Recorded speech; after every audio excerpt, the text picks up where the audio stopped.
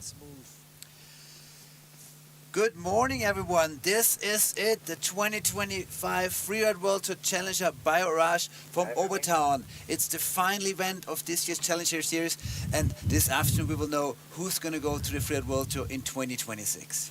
Absolutely. This is definitely the right day for us to, make good decisions, I guess, at least for the riders.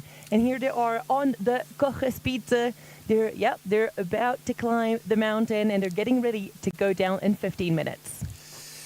Well, thank you very much, Elizabeth, for joining once again in this beautiful location in Overtown in the famous Husky for this live stream. My name is Flo Orle and we happily host you and guide you through today's show and the beautiful Overtown. Look at these mountains. Absolutely, and this is the view that the riders are going to have coming in to the finish line today. Obertauern is just surrounded by beautiful peaks. It's an absolute pleasure to be here. Spring conditions are just, gorgeous here. Yeah, one of Austria's prime ski and snowboard destinations. Between 1,600 and 2,300 meters, you find 26 lifts, more than 100 kilometers of slopes, and an amazing array of off-piste possibilities. Like, there is so much terrain here, it's unreal. Short clip Obertauern. And let's have a look at a couple of Overtown specialties in our next clip. Let's go. So, da ist die Ulla.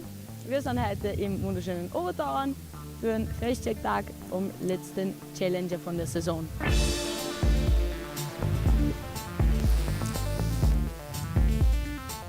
Wir sind jetzt bei der Bergstation von der Spitzbahn. Hinter uns haben wir einen Seker Spitz. Da kann man dann rüberstapfen und dann entlang vom Rücken mit einem Footback raufgehen, bis zum Kreuz hoch und dann hinten runterfahren und ein paar First Tracks abholen.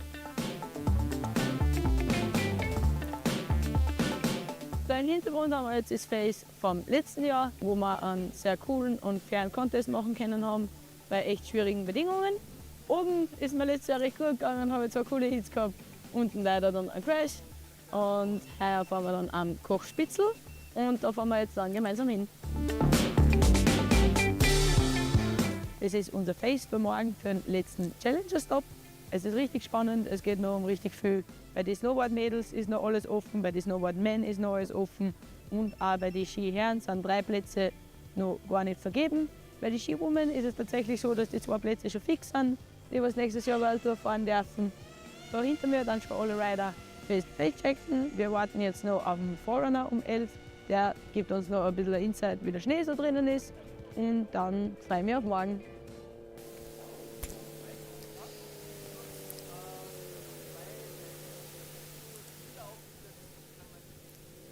That was Austria's hope in the women's ski category, Ulla Gio. She is not only a ski instructor but also a ski guide, and is for sure one of the contenders today of a victory which she has long deserved because she had a couple of great runs but also had a couple of amazing crashes this season. Absolutely. And a big shout out to the sponsors of today, which Obertauern definitely is the main, and then Van Deer, Mons Royal, Scott, and Orage, who have been following us all day. And we are following the drone, this amazing view. So this is what it looks like for the riders. As we know in freeriding, it's a totally different thing. If you look at the venue from the top, it sometimes seems so easy to find your way to the best featured and over those features. But as you're riding down, it's a totally different perspective. So you don't only have to be a great skier or snowboarder to be able to perform on a freeride competition. Visualization is a key factor in success. Absolutely. And that was a really, really good view from the drone that we just saw there. And that really gave you an idea of how steep the Kochspitze is. It's starting at 2,288 meters, which is going to let the riders come down 324 meters. So it's a pretty short face in the inflow. Well, it's fairly short, but it's stacked with features, and that's all it takes. Look at all those potential takeoffs, for airs, for jump. I mean, even though it's short, the amount of lines is really, really big. We're now looking at the more mellow rider's left part of the face, with some shattered rocks. It's pretty more of a freestyle area, and you have this dominant triangle in the middle where you can really go extreme, and the whole Lucas right side is open for those who really want to go into big mountain ski.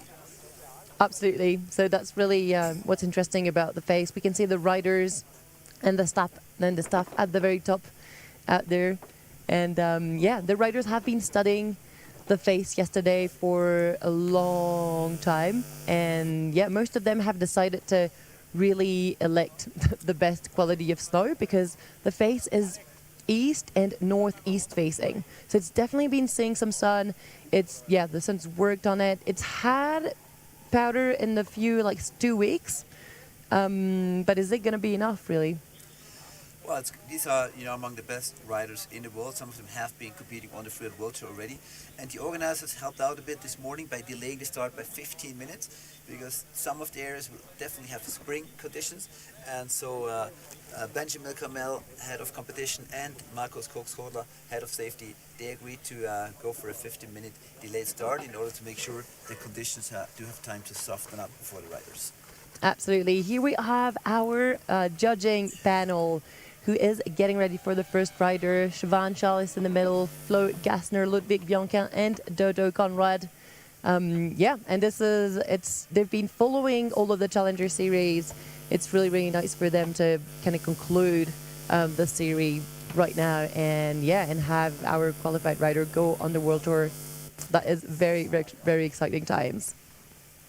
It is, as we all know, yesterday the world title race was decided at the Freeride World Championships finals at the Extreme Verbier, and Noémie Key for the snowboard girls, Victor Denery for the 4th time in the snowman category, Marcus Gowen in the ski boys, and Justine Bifula-Pan, the ski girls, you know, grabbed the world titles this year. Congratulations to all 4 of them, and who knows, the riders are going to qualify here this year. They might well be in the title race for the 2026 Freeride World Tour champion. Absolutely.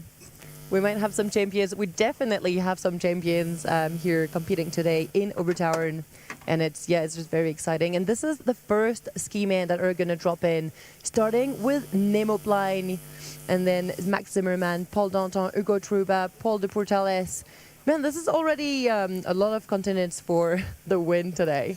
And bib number 3 and 4, Ugo and Paul, they're pretty much battling out for one spot at the Freeride World Tour. So crunch time is on from bib number 3 onwards. This is going to be amazing. One guy who has a pretty stress-free run today is going to be Paul de Portales, bib number 5, because he's one of the 2 ski men who is already qualified for the Freeride World Tour for next year. So he can pretty much go for a victory and today, but he can be chilled out looking at the overalls. Absolutely. Victor Halewoods as well has proved his right to get up on the World Tour Pro next season at the last comp. And it's going to stay exciting all the way to the very end because bib number 19, Rudi Collet, he's also one of the high contenders for one of the last 2 remaining spots for next year's Freeride World Tour. So just make sure to stay tuned till the very last bit of the ski man. Absolutely. Exciting times. Absolutely exciting times.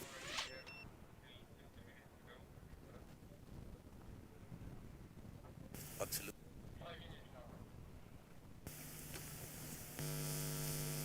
All right, and are going to follow today the ladies with Zana Farrell opening the dance. Clemence, Eva, Elimona. Well, sure thing is we're going to have Lou Barin on the Freeride World Tour next season from this list, and just as well as Zoe Del Zopo. We also have Mona Falkner as a wild card coming in today.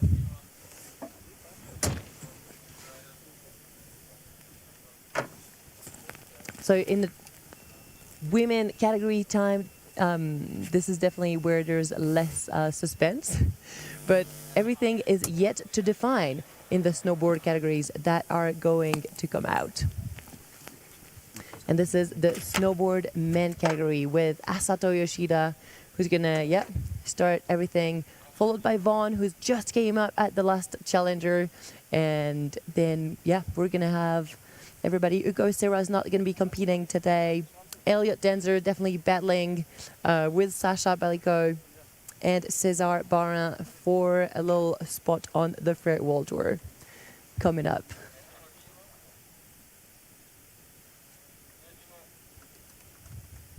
Beautiful. It is so nice to see how much commitment the riders have put in this season, because a lot of them have been working, but they've been training so hard as well, and they've been dedicated the last 6 weeks in going all over Europe. They've started in France with La Rosière, and then made it to Silver to Montafon, all the way in Austria, came back to Nanda, Switzerland, made it back to Austria later in Kaprun, Kitzsteinhorn last week, and finally, just hanged basically to make it to our beautiful Obertauern. Check out those mountains. It is really, really amazing to be here. Yeah, and also amazing is to see how this group of around 60 riders has turned into a big bunch of friends traveling together, cheering for each other, checking lines together. It's, it's really like another Freeride World Tour, isn't it? It is totally another Freeride World Tour. It's definitely, it's definitely a binding experience for them. So this is the European 60 riders. There's the same going on at the moment in the IFSA American continent, and so both families are just kind of binding, and then they're going to merge onto the Freeride World Tour. Or at least the 4 best ski men of Europe, the 4 best ski men of the Americas, 2 best ski women, 2 best snowboard men of each, and the 1 first snowboard woman. So it's going to be, absolutely crazy to see them just meet up there and kind of, use the experience that they have, which it's really different considering the difference in the quality of snow, the way they approach mountains on both continents, and the fact that we turned this experience into a worldwide experience is just going to bring so much to all of the riders. Yeah, that is true. And internationally is the amount of different nations that we see competing is growing and growing. Yeah, like we have Japanese riders coming up strong. The Kiwis and Australians have had some big contenders in this past 1 or 2 years. It's really great to see that Freeride community grow. Absolutely. We've got Nemo Plan at the top. He's part of the Free Ski Academy. He's been, showing some really, really good skiing up to now. He's so stylish to follow up the mountain. I'm really stoked that he's going to, start the things off today.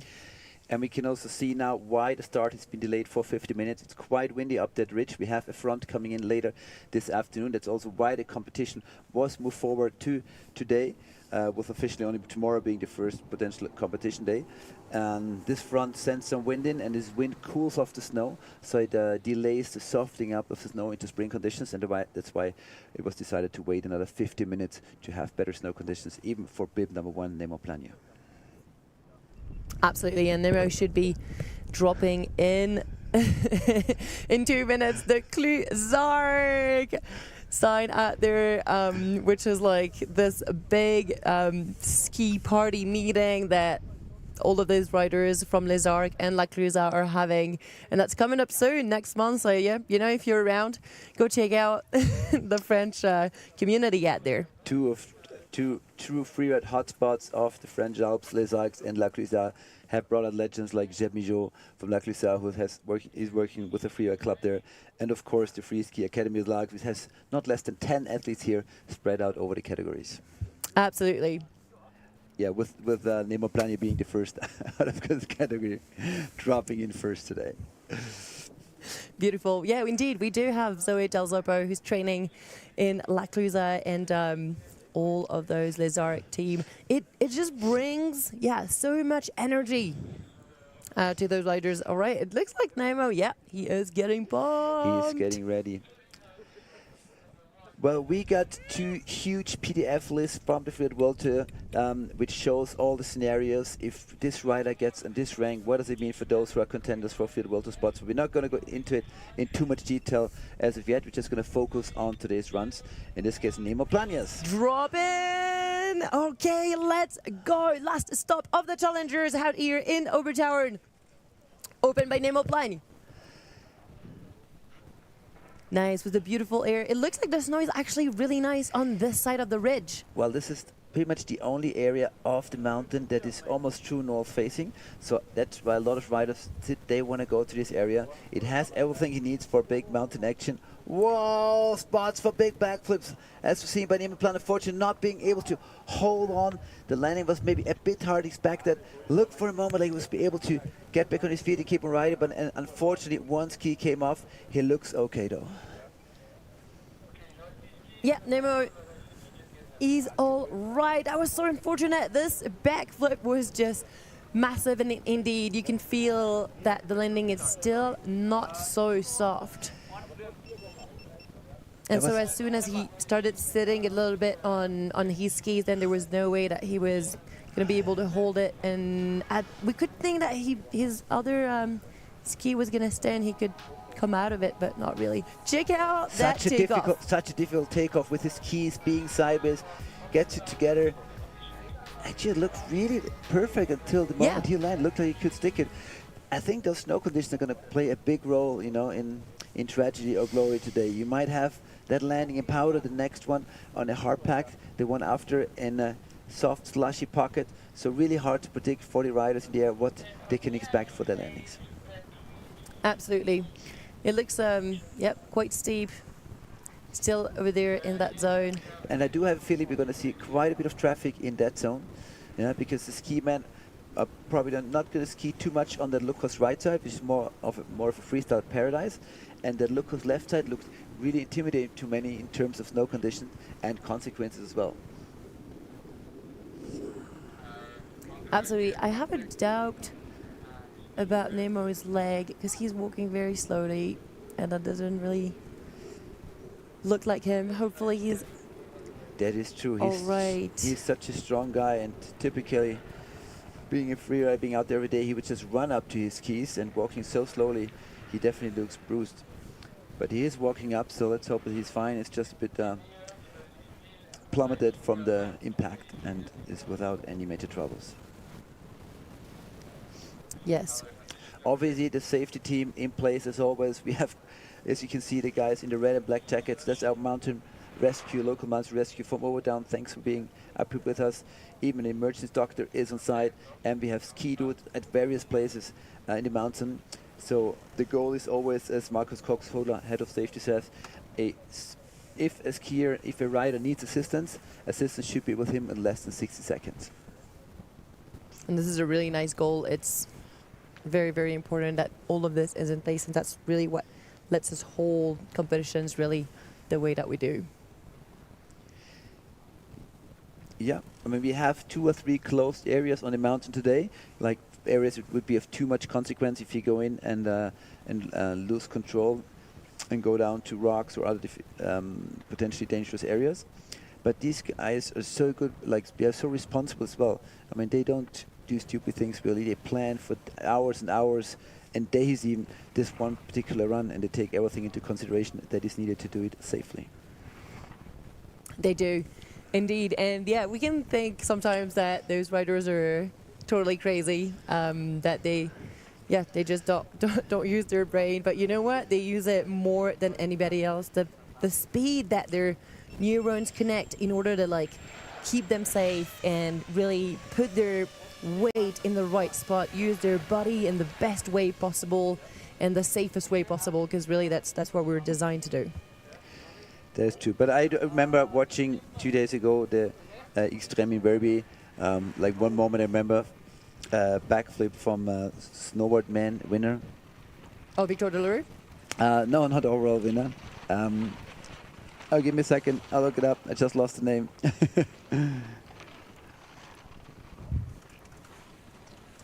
Yeah, it's insane. Indeed, but it must have been thought of for a long while, because otherwise, yeah, there's no way a rider would really put himself in danger. There's definitely types of snow where you can get a bit more loose, and types of snow where you know there is no room for mistake. And yeah, that definitely makes a big difference. Exactly. Cody Bramwell, of course. Sorry, Cody, for not remembering your name there for a second. He did a backflip yesterday right below the start gate in Breby and landed it perfectly, but in an area that was so littered with rocks and so high consequence. So there is a thin line between, you know, doing something stupid and doing something well planned and pulling it off in a great and safe manner. Definitely. And here we have Nemo, who is discussing with the safety team what way would be the nice to actually come down.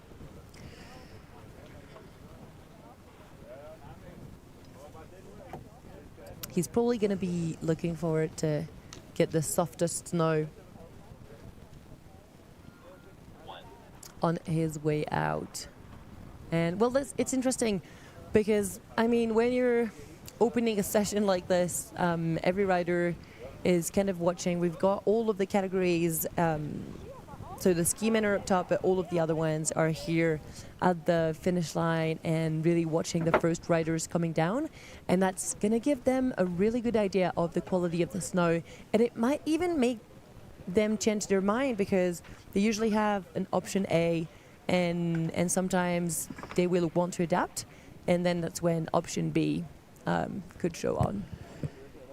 Yeah, you can never be too sure of the actual conditions on D-Day, and also it's a tactical thing. If you come down with a higher bib and you need a certain result, and you know the riders that you're battling it out for a certain result have had troubles, and then obviously it is possible that you pull down on your risk level, that you go for a maybe not so challenging line to take home a lower score, but that one for sure. Well, poor Nemi Blanne definitely doesn't look like he's in top shape. What do you think, Elise? Yeah, Nemo's definitely going to need a little rest out there. I hope he's going to find a nice way down that doesn't hurt too much. Man, it was a really, really nice sand, to be honest, to start the things off. And if Nemo had, could been able to actually do this, the judges would have been stoked. Everybody would have been. So, yeah, hopefully you get very better soon, buddy. It was such a skilled move technically. Like the takeoff, his skis were like, you know, and he was in a total traverse, but he still managed to get his rotation very clean and looked nice till landing. Just couldn't really hold it together and ride it out. Absolutely. And yeah, we've got next rider getting ready out there, and it is Max Zimmerman, who is 9th on the overall ranking right now. And he's been doing a 5th place in Montafon. All right, we just hit the race radio, and the next rider will be dropping in 1 minute. That's 1 minute for bib number 2 from Germany, Max Zimmermann. All right, Max is actually riding around in Austria. He mainly rides Ochfrigen, and yeah, he's been competing for 4 years now. Definitely has gained experience. He loves doing cork 3s, and it would be so much fun to have him come and play on this face. There is there's a few spots for tricks today on the Kochspitze. And it's definitely going to be on the rider's left, on the side where Nemo went. Kind of the 2 first drops that he hit. And then at the very bottom, there's a beautiful lip that can take you really, really far. So, yeah, hopefully we'll get some nice show over there. Max is waving us. I like that, waving all the friends at home. His buddies in Innsbruck. Valle Reiner, last year, 2 years ago, Freeride World Tour champion, one of his main riding buddies. Here we go, Max. Show us what you got. Nice shifty copy pasting the top part of Nemo's line, but then going for some variation here for the second air. All right, kind of popping over because he wanted to traverse, and he is definitely aiming for that double and that's feature so much over there. exposure. Look at where he is. No mistakes allowed to be made by Max Zimmermann. Straight dribbling out of this cooler. Beautiful. Whoa, getting thrown in the air sideways and then just able to pop it back. Unfortunately, he has lost the speed that he probably wanted to hop over that beautiful lip. Wow, well, that was a good send. Very good send by Max Zimmermann. Well, a 5th place, his best one so far this year in Montafon. Definitely trying to do even better. And he goes to an area that we were not even thinking riders would go to, all the way to the skills left. He's got to be looking for something over there. The snow down in this part definitely looks icier, and you can see he's vibrating on it. Yeah, it's probably not as soft yet. Yeah, really strong upper part by Maximum. Middle and lower part probably not exactly what he wanted. We could also tell by his body language that he was not happy with what he did in the lower part of the face, but we're stoked to see a rider down safe and sound. Absolutely. It's yeah, it's interesting. He definitely lost some control at some point, and yep, that has changed a little bit maybe the course of his line. Really check out the entrance out there. Wow, really grabbing the judge's attention with that very nice and controlled shifty up there. And then here it goes all extreme straight lining, and then this enormous amount of speed he gets rid of, gets on the edge to the left side and maybe loses a bit of speed that he wanted to go a little bigger, because we know he's capable of amazing freestyle tricks, which this wind lip is obviously perfect for. Maybe not happy with his run, but still a happy camper. I like that when the boy smile. No matter All what. smiles at the bottom, and you know what? Yeah, you're on a holiday, Max. Now, Exactly. no more challengers, and it's gotta be an interesting feeling, because after you've been focusing on one main objective for so many months, being freed of things right now, yeah, it's gotta be quite interesting.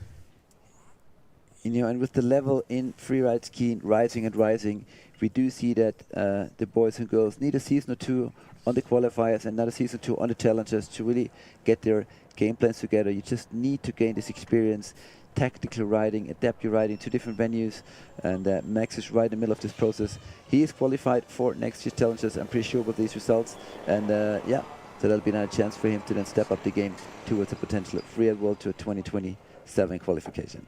Indeed, Flo, it is such an important step. The challengers that have started 3 years ago, they really give an opportunity to riders to mature and really be ready to get on the Freeride World Tour, because you don't invent yourself. 69 points for Max Zimmerman. All right, so yeah, we're starting pretty high, middle range.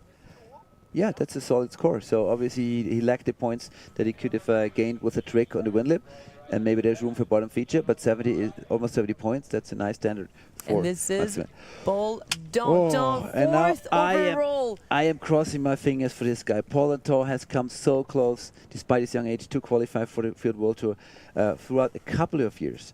And he was basically defeating himself those last years, but just going too big and too crazy. But he's been a tactical rider. He's just shown that he can go at 95% and still do amazing performances. Paul, all right, the best come to in you. and check out the technique out there. 1, 2 turns, speed checking in order to get the right orientation.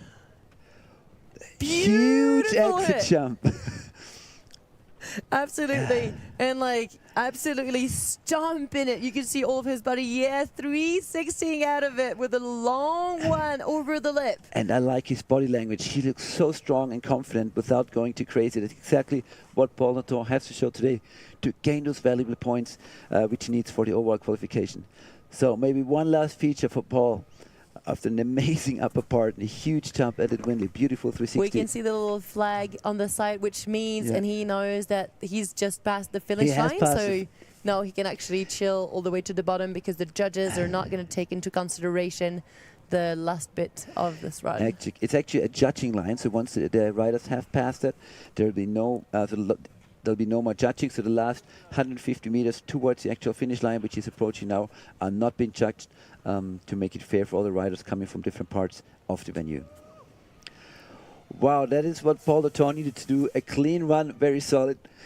I could tell he was very excited there at the start. Yeah, he definitely adapted his run, like the face check, the speed, everything was so controlled in order to stump. That's all Paul needed. And exactly, and I have seen him do so many runs on the Freeride World Tour Challenge and qualifiers, which just insane. He did backflip over 20-meter cliff, sometimes stomping him, sometimes not.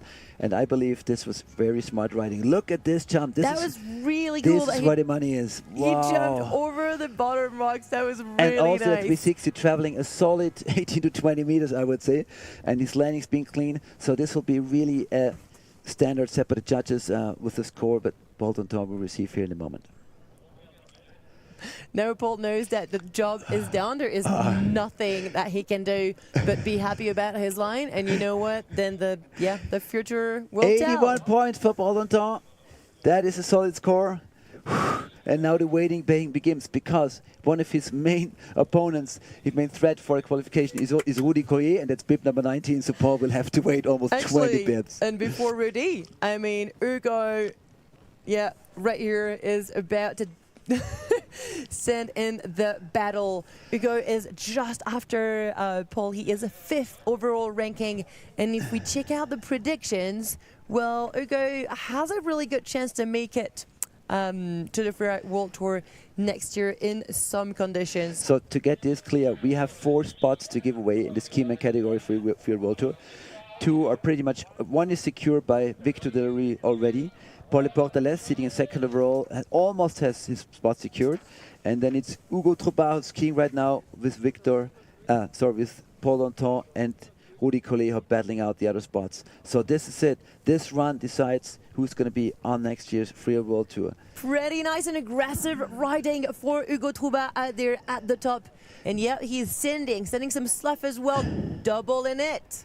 Very similar line to Paul Overtown, a smaller exit jump, but doing it as a double. Yeah, that was so solid. Wow, it'll be going to be very hard for judges to compare that. Putting in an extra jump there before approaching this lip here, going for a 360. Yes, and stomping it. This is a different line. He did not choose the lip, and he is doing something else today. Oh, I don't want to be a judge now. These lines are so similar. One jump more by Ugo Troubat. Maybe take a little less risk, not supersizing the exit at the top part, but he's stoked, and this is going to be so close, ladies and gentlemen. The judges not only deciding who will potentially be at the top spot today, but also deciding about these boys' lives, deciding who's going to be on next year's Freeride World Tour and who's going to be on the challenges once more. Wow. They are, and indeed, this is going to do some life-changing opportunities so today. Interesting to see the different body language. Paul was so focused. The moment he arrived at the finish line, he crouched down, seeming to be so relieved to have achieved what he did. Ugo on the other side seemed to be a lot loose, a bit more open-minded, maybe because he was behind Paul in the overall ranking. He knew he had to be a bit more aggressive. Yes, check out this air. Really nice spot, perfect position in the air that allows him to actually stump in such a way. The judges have the word. 84.3 more than Paul Overtown. Wow. Wow, 84 points. And you know what? If Ugo is 1st and Rudy is 5th or below, Paul Overtown is 2nd or below, then he will qualify. So this does not mean yet that Paul is not going to qualify, but Ugo definitely has the cards in his hand to play. Well, it goes on. Paul Portales from Switzerland with an amazing consistency. 4th in last year. Yes, let's go. Brazil, Second really in Montefort nice and 3rd in Nanda. To start the one of things the off. most consistent riders on this year's Challenge Tour. Also chosen the riders left, and he's coming in another very different entry. And I'm really happy. Oh, is he gonna double onto this very tiny spot? Yes! This is absolutely crazy, ladies and gentlemen. Paul Portales with an insane double in this big mountain area, being able to slow down, probably aiming for the same win lip that we saw Paul Overtown before. There we go, going for the backflip and disappearing out of sight also. Unfortunately, front punching in the landing. That was so close. BDP sending the show for the fans. That's a very seldom sight. Paul Portales going down. He's one of the most consistent riders in the challenges. Hardly ever falls, but he did put it all at stake. He definitely was not a falling rider this season. He's been doing incredible results with the 4th place in La Rosière, 2nd in Montefort, 3rd in Nanda. He was playing it big time. So let's see how he actually enters this double that he was the first one to open. Really nice speed checking. You don't want too much speed, otherwise you're going to overpass it. Finding exactly that takeoff spot he wants, and it was so smooth, making it look super easy. And then let's see what went wrong at the landing of the Windley backflip. Well, hard to tell here. It looked like it was a perfect stomp. But as you said, the snow conditions being very changeable today, you might have crusted some areas with ski breaking through, powder at others. So very crucial to adapt and very hard to know what to expect for the riders as they're coming down from the sky back to the snow. That's right. Paul Portales just passing the judging line after recovering his skis. And we've got the next rider getting ready. This is Vetle Gangaskar. The Norwegian rider about to drop in. Let's see some Norwegian creativity. All right. Only 8:50 in the morning and things are heating up here already. Even the truck is getting hot already with the warm spring sun in Overtown. Little hop up there for Vetle, and he is aiming for in the same direction, controlling his speed in order to get into the right orientation for the next feature. And this area is so exposed, no mistake allowed for the riders. Woo! Nice exit by Vetle Gangaskar, getting a bit backseated, but riding it out. Oh, no! And unfortunately, being pushed into the backseat even more by some hard-packed snow, sending him into a little high-sider. And he is definitely in pain, grabbing his right knee and right leg at the moment he stops.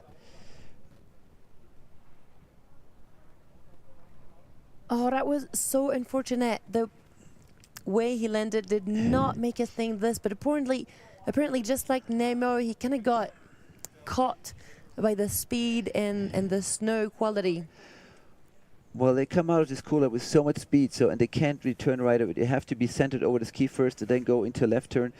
And there is no changes. It's really uneven. It's quite rattles those skis.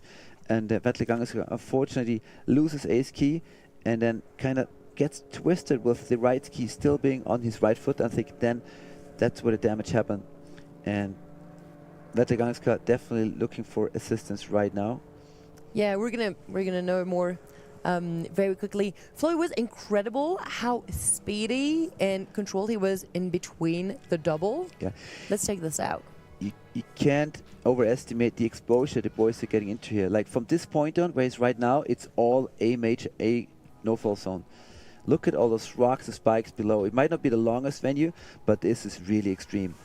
So he lands it, then gets really backseated, tries to get back up, goes for the turn, loses the left ski, and then I think at this very beginning, and maybe here once more, that right knee got bent in a way that was not really nice. One ski came out, but the other one didn't, and sometimes when you want to... Yeah, Vetle holding his knee, talking to the doctor. He's going to get some assistance right here. We've got a doctor at the top of the face, and they're going to be able to evacuate him.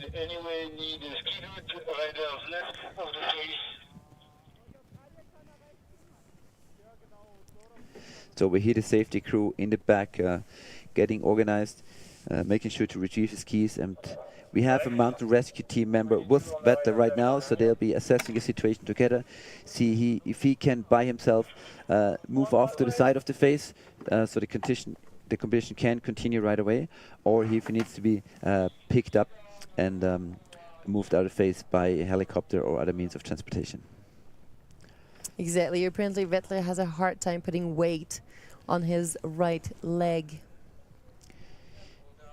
so he's probably going to get a hint to get evacuated.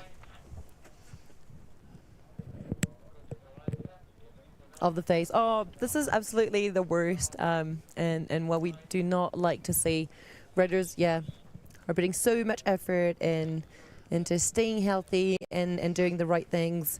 And unfortunately in this sport, that's probably why we call it extreme sport, actually. Sometimes things can get a little bit out of control.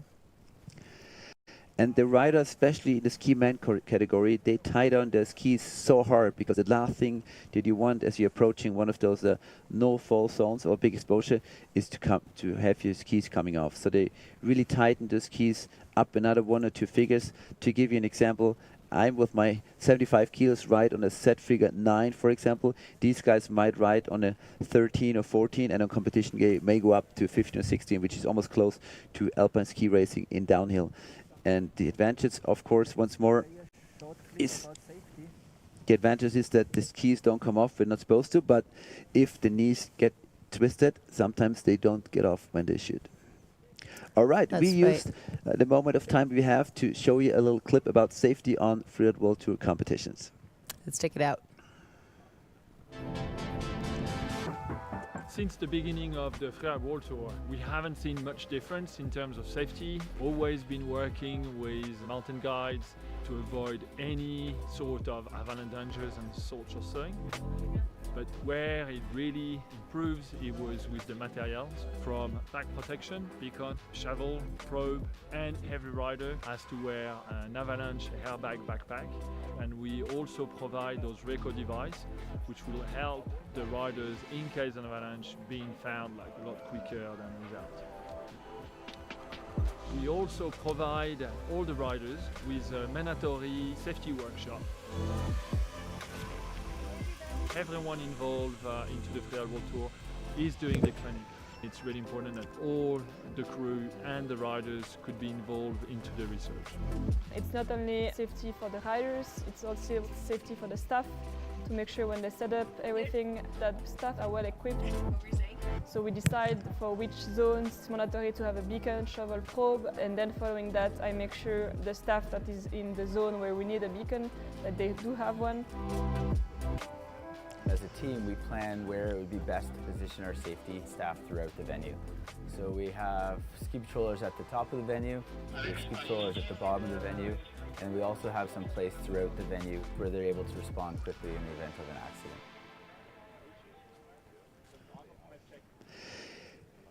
Yeah, of course, all these riders spend a lot of time, a lot of days each year out in the mountains, and they play the safety game. That means obviously bringing the right gear. No one leaves the marked and secured slope without a backpack that has a shovel and transceiver in it, a shovel and a probe in it. Your transceiver on the body is part of the mandatory equipment, as much as for these events an ABS airbag, avalanche system airbag. So up on the qualifiers, you're okay to have a regular airbag, but as soon as you're competing at a challenger event or the Freeride World Tour, a airbag is mandatory. All right, it is really nice to see Vetle able to ski out of the face. And yeah, hopefully it will only be a minor hit and he'll be able to recover very fast. Yeah, all the best for you, Vetle, representing Norway. Thanks for a great season on the challenges, and I hope you can join us for a beer in the Sunday afternoon with some ice on that bruised knee. Absolutely, and we've got the next rider getting ready. This is Maxime Pezet from France, 23 years old. And he's one of the true big mountain riders. We asked him what his favorite trick is. Up in the mountain, said no tricks, just give me big cliffs. All right, check this out. Maxime looks like he is aiming for the rider's right side. Yeah, we said we have 3 zones on that mountain. We have the zone we've seen a couple of riders go. We have the more freestyle zone on the rider's left, and here on the rider's right. This is really gnarly. Look at where he positions himself with an insane turn on the spine. Over so much exposure, getting into this narrow couloir. High speed turns. Wow, approaching a huge cliff, putting it to his feet. He has to stomp this. Goes for a rollover. Now sliding down, he manages to stop. His skis are still on. Maybe not exactly the way he wanted to ride it, but just keeps moving on. Oh, Maxime Pezet. With All some right, Maxime putting crazy down moments in this his run. Well, yeah, with a lot of adrenaline. I'm sure he's sorry, Mom. Man, I think that is definitely where he wanted to go. The snow was quite tricky. It's been, you could tell, hard underneath, but then really soft on top. And well, in the end, he's adapted quite well to the situation, showing us some big mountain scale. It was so steep out there. Wow, in the line, stacked up with huge cliffs and 2 mandatory airs. There was a moment of shock for us as Maxime lost control for a second and started sliding down the mountain. But fortunately getting it back together, as we'll see in the replay, and then just continuing and hitting the next cliff as if nothing ever happened. Yeah. But you could tell by his body language in the finish line, he was a bit rattled too. That was really nice So he skiing. has to land his jump in order to be ready for the next one. Mandatory air. Basically falls, does a full flying 360, slides down. He keeps looking at where he wants to go. See, his Exactly. head is Just holding him into place. And as soon as he has his ski back where it's supposed to go, dropping in the second part, and then still going for a very rough ride over this bumpy snow because it's a bit of a low tide year. So all those areas are not as filled in as they usually are, giving the snow a less smooth surface than we are basically used to. And you could tell there were a lot of bumps in the space where he went because the snow has been coming down and it's just created this little contrast over there, which Maxime probably thought he was going to stick it down and then have enough speed that he could fly over them. But because things didn't really go according to plan. All right, those are 35 points for Maxime. Wow, but just the mental strength he showed at this run, going on the spine above like 50 meters of rock, dropping in at full speed into Kola, and then lining up 2 cliff jumps. Maxime, there was true high-end big mountain riding, and we're happy it went well after all. Definitely. It's going to be interesting for the riders, for the judges to make the difference. This is Yann Vialet at the very top. Allez, c'est parti pour Yann. Right, usually the Montjoly in Saint-Gervais, but today in Austria, Jan aiming towards the rider's left. And he's definitely going to go for some funny moves out there. I was actually riding in Saint-Gervais yesterday, so All right. yeah, driving overnight to be here with you today in Obertauern. So Obertauern is the Yeah. place to be today. It is the place to see. Jan Valley also going for the Beautiful super turns. big space. And we see how the snow is changing. We could hardly see any slough going down here as Nemi Plani skied this about 25 minutes ago. But the snow is softening up and also producing a lot more slough. All right. Did you see that Jan came and he got like the more north orientated face? That's probably why he also got better snow. Really nice hit at the bottom. That is going to make the difference for the judges. Is he going for something big out there? Yes. Jan is sticking it down and landing into some really nice corny snow. The snow looks like it is softening up. Wow, Jan has 11th place in Nonda as his best season result, but I believe this was one of the best runs, if not the best one, of the season for him so far. And I think he can be proud to finish the season with such a screamer. Yes.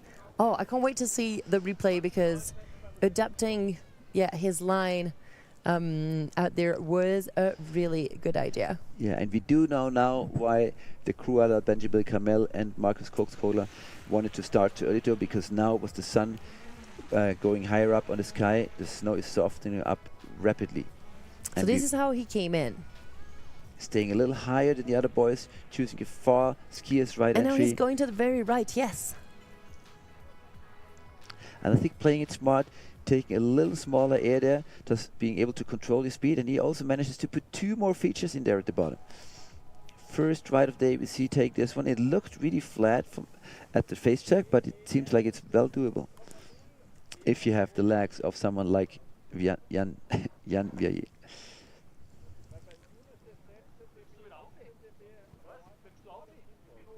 All right, and judges behind their little orange panels at their studying the case.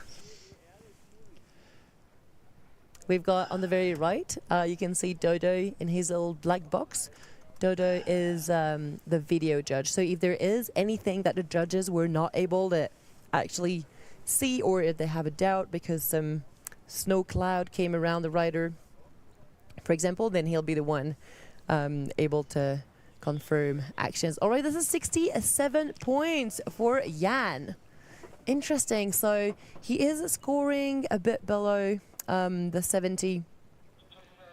Well, interesting to know that the judges are considering this run this way. Leo Troubat is next to drop. Very excited rider from the Frisky Academy as well. 22 years old.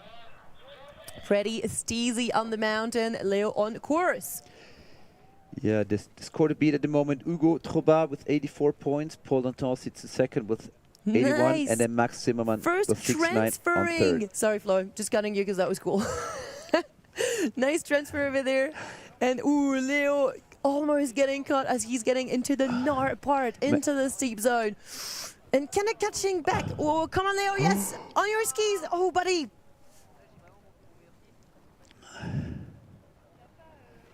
A pretty spectacular crash by Leo Troubat, but it seems to me he's fine because all the time he touched the ground, he was actually touching the ground in snow and not too much in rock. And also give the fact that he immediately starts skiing down now with one ski to retrieve his second ski, which is way below, means it should basically be fine. All right, well, he's definitely been head down and up and sideways and in all of the ways, which was kind of scary, but apparently Leo is fine. I'm very amazed by the speed of the change of the snow from almost the hard pack, which we had in this area with bib number 1, Nemo Planier, 30 minutes ago. And now the riders do sink into the soft spring snow, like 20, 30, 40 centimeters even. And I think also that's what surprised him there. That's right. And Leo and we sent him into this tumble over the rocks. Yeah, definitely bruised a bit, I think, on his left hip. That's why he probably would have touched the rock on one of his rollovers. Let's watch that replay. That was the best entrance that we've seen. The little transfer and then boom, doubling down. And here that when things, start getting tricky. Oh, yeah, he did catch a rock that sent him back where he... But look at how he regains control and then still aims the rock, just not being able to find the perfect balance. And thus not being able to ride it out the way he wanted to. Yeah, at some point I thought he was actually going to make it back onto his feet, like a cat. Incredible though, now, how after doing like a full somersault and just being able to point his skis downward, how immediately realized it was his best bet to just jump off that rock rather than trying to stop. Wow, amazing performance there, turning a crash into a ride out by Leo Troubat.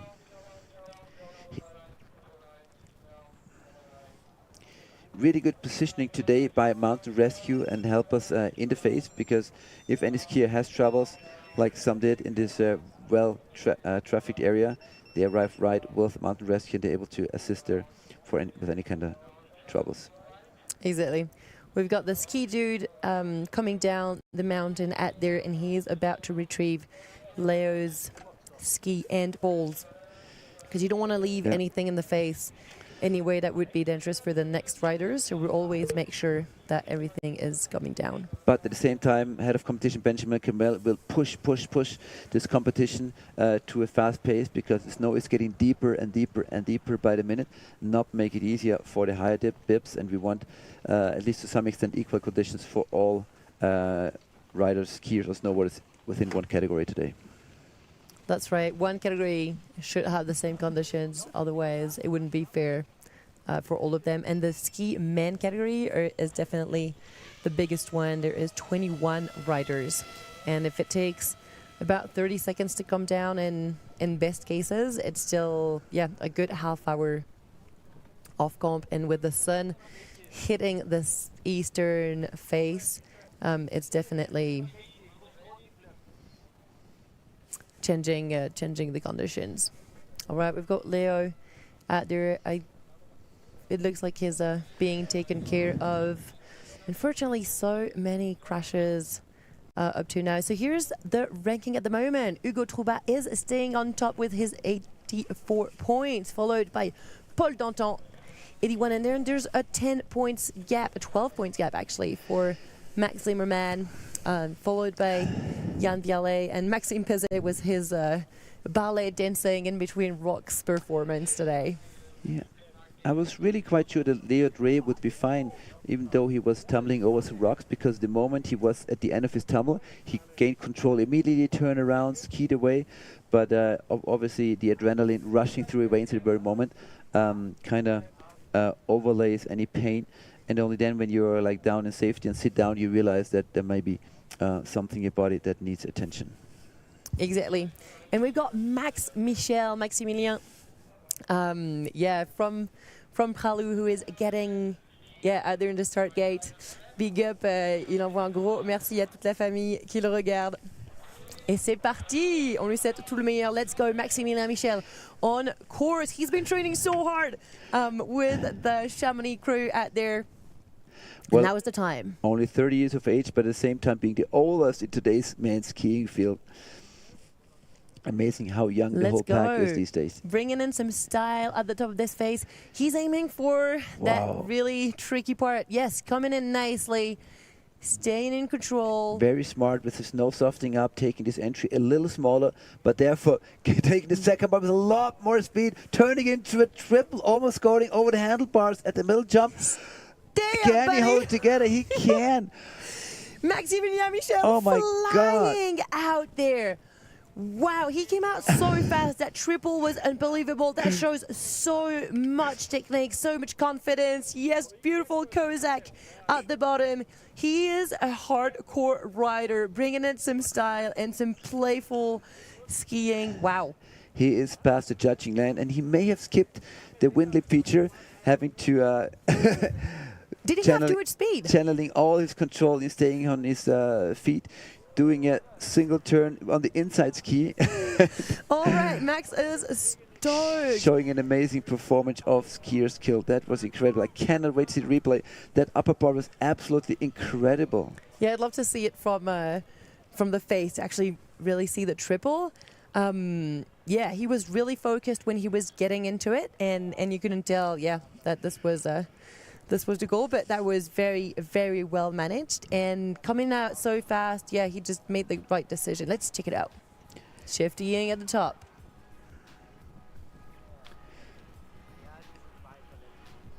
Lining it up, that's one, that's two, and the best yet to come, that's three.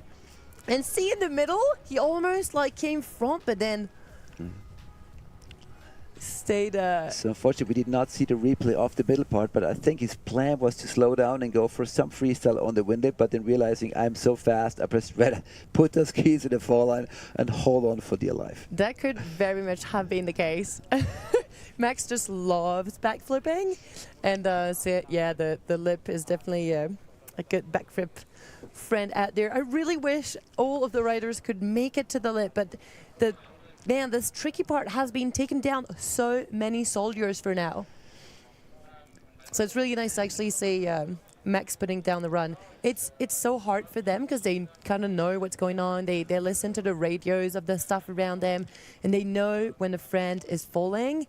And you know, in your heart, it really is painful. So you wanna kind of ignore the news for a while until you really put down your run. Yeah, which is so difficult. I remember two occasions, once at the very big extreme and one at the Fierbron Pro, where I was standing in the start gate, ready for my 10-second countdown. And on both occasions, the rider before me fell, and it was a 30-minute break with a heli evacuation.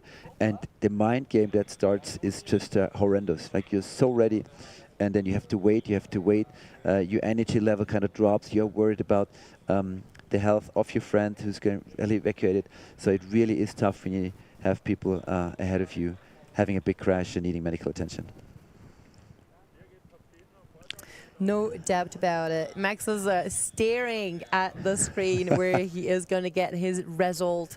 The judges are deliberating right now. It's always funny to see when people and riders have a bad run, a crash, they don't even bother to look at their score. But you see how anxious Maximilien, your eyes, that screen, how much is it going to be? Is it enough to push Ugo Troubat from the first place, which is 84 exactly, and points so Ugo far? is well seated over there. He wants to stay there. He's so ready to just chill in the and all in the Ugo first spot. And Paul really want to stay there together for the rest of the day in first and second, and then get the Freeride World Tour 2026 ticket. But I think Maxime has a word. Yeah, or at least Maximilien has a word to say there. He thinks he does. That's why you keep staring. And indeed, I mean, the triple is definitely something that is getting you points, because basically, yeah, you're touching the snow twice. It's twice the chances for things to go wrong, and you're taking so much air, so much speed. It is the proof of commitment.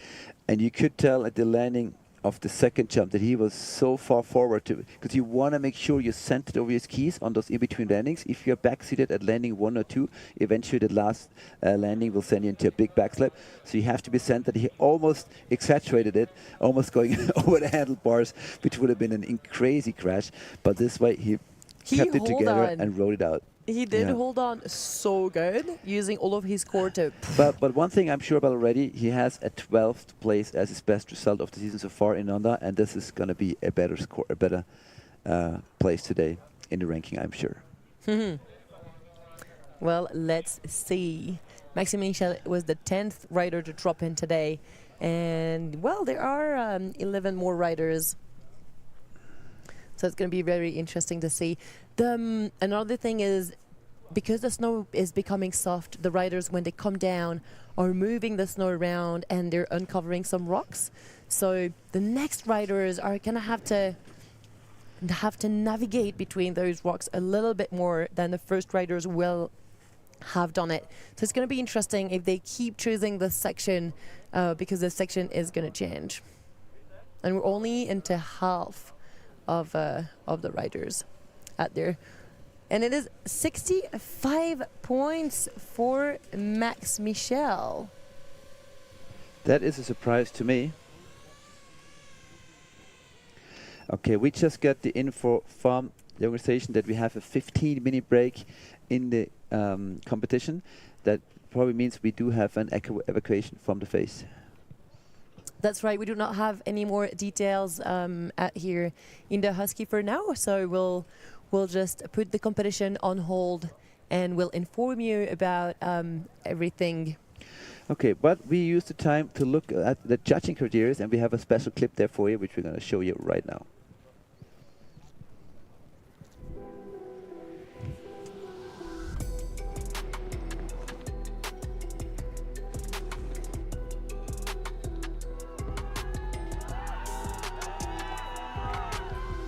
Hi, my name is Bertie Denevo. I'm one of the Freeride World Tour judges. We score riders from 0 to 100. When the rider leaves the gate, he has a score of 50, and then the score goes up or down depending on what we see. There are 5 judging criterion. The number 1 criterion is the choice of line. We'll judge whether the line was difficult or not, and whether the athlete did the best out of his line choice. Then there's air and style. How big is the jump? How many are there? Were there tricks in the air? Was the rider in control in the air? How were the landings? The landings are part of the jump. Then there's fluidity. We judges are here to decide whether the athlete was really fast or kind of slow compared to how exposed or how difficult it is to ski. Then there's control. Here we'll judge whether the rider was in control at all times. Then there's technique. For pros, we don't really judge their technique, but we might take off some points if they side slip in a place where another rider was taking turns. The score, like a temperature, will go up and down so that we have a score in our heads when the rider crosses the finish line. Well, that's super interesting to know. It's the same judging criteria for a junior competition as it is for a qualifier, as it is for a challenger or for a Freeride World Tour. If you want to get into detail, you can download the judging manual at the Freeride World Tour website.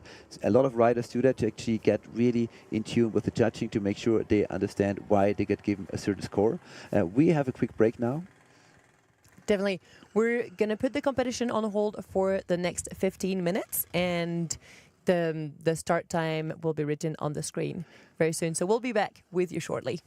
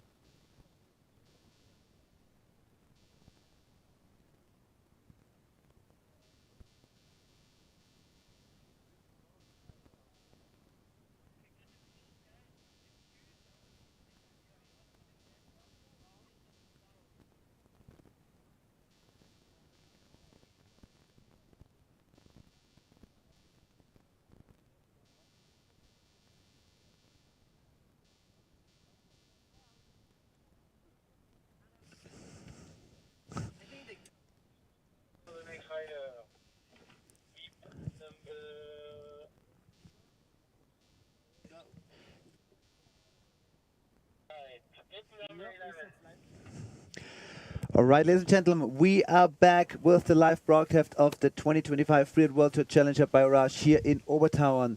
We did have a medical evacuation of Leo Troubat, but the best news for you is he's okay. He has a hip and lower back injury from hitting a rock during a fall, but he's fine. He can move all his legs, his arms, but it was a severe enough injury. He had to be brought to a hospital immediately. And we are about to start the competition again with actually Finbar, who is already on course. Sorry, we've missed your start. Finbar is aiming towards this beautiful cliff line with a really nice drop. Exit. He is the first rider to go so much on the rider's left. And maybe he's understood that conditions were getting tricky. Holding on, yes, beautiful 360. Unfortunately, catching a rock on the landing, but recovering very nicely. Yeah, nice recovery there by Finbar. It's so hard to be in the start gate if you have to wait such a long time for your dropping. We talked about that early before, but Finbar doing the best of it. Maybe not going at 100%, playing it a little easier, and riding down with style and speed in a safe way. Definitely, and now he is finding his way. He's just passing the judging line, hopping onto the grass and aiming towards the finish line. All right, it's so gnarly to be the first one to drop in after a heli evacuation, and well, yeah, you just got to build your confidence back and be sure of what you're doing. So yeah, that was a really nice job that Finbar did up there. Yeah, for sure. For information as well, of course, after such a long break, there's a reassessment of the snow. So head of safety Cox sent some skidos down, got their feedback as to how the snow had changed in the meantime, if it's still safe, and it was decided the competition is good to continue. And we have a replay of Finbar's middle cliff band. Nice. So he really was playing along the ridge and jumping everything he had along him. So that gives him, for now, the most hits that we've seen today, which is like 1, 2, 3, 4, 5. 56, 67, definitely some deductions for the short stop he had there after 360, where he was almost turned sideways and looked like he was going to go switch for a little while. Exactly.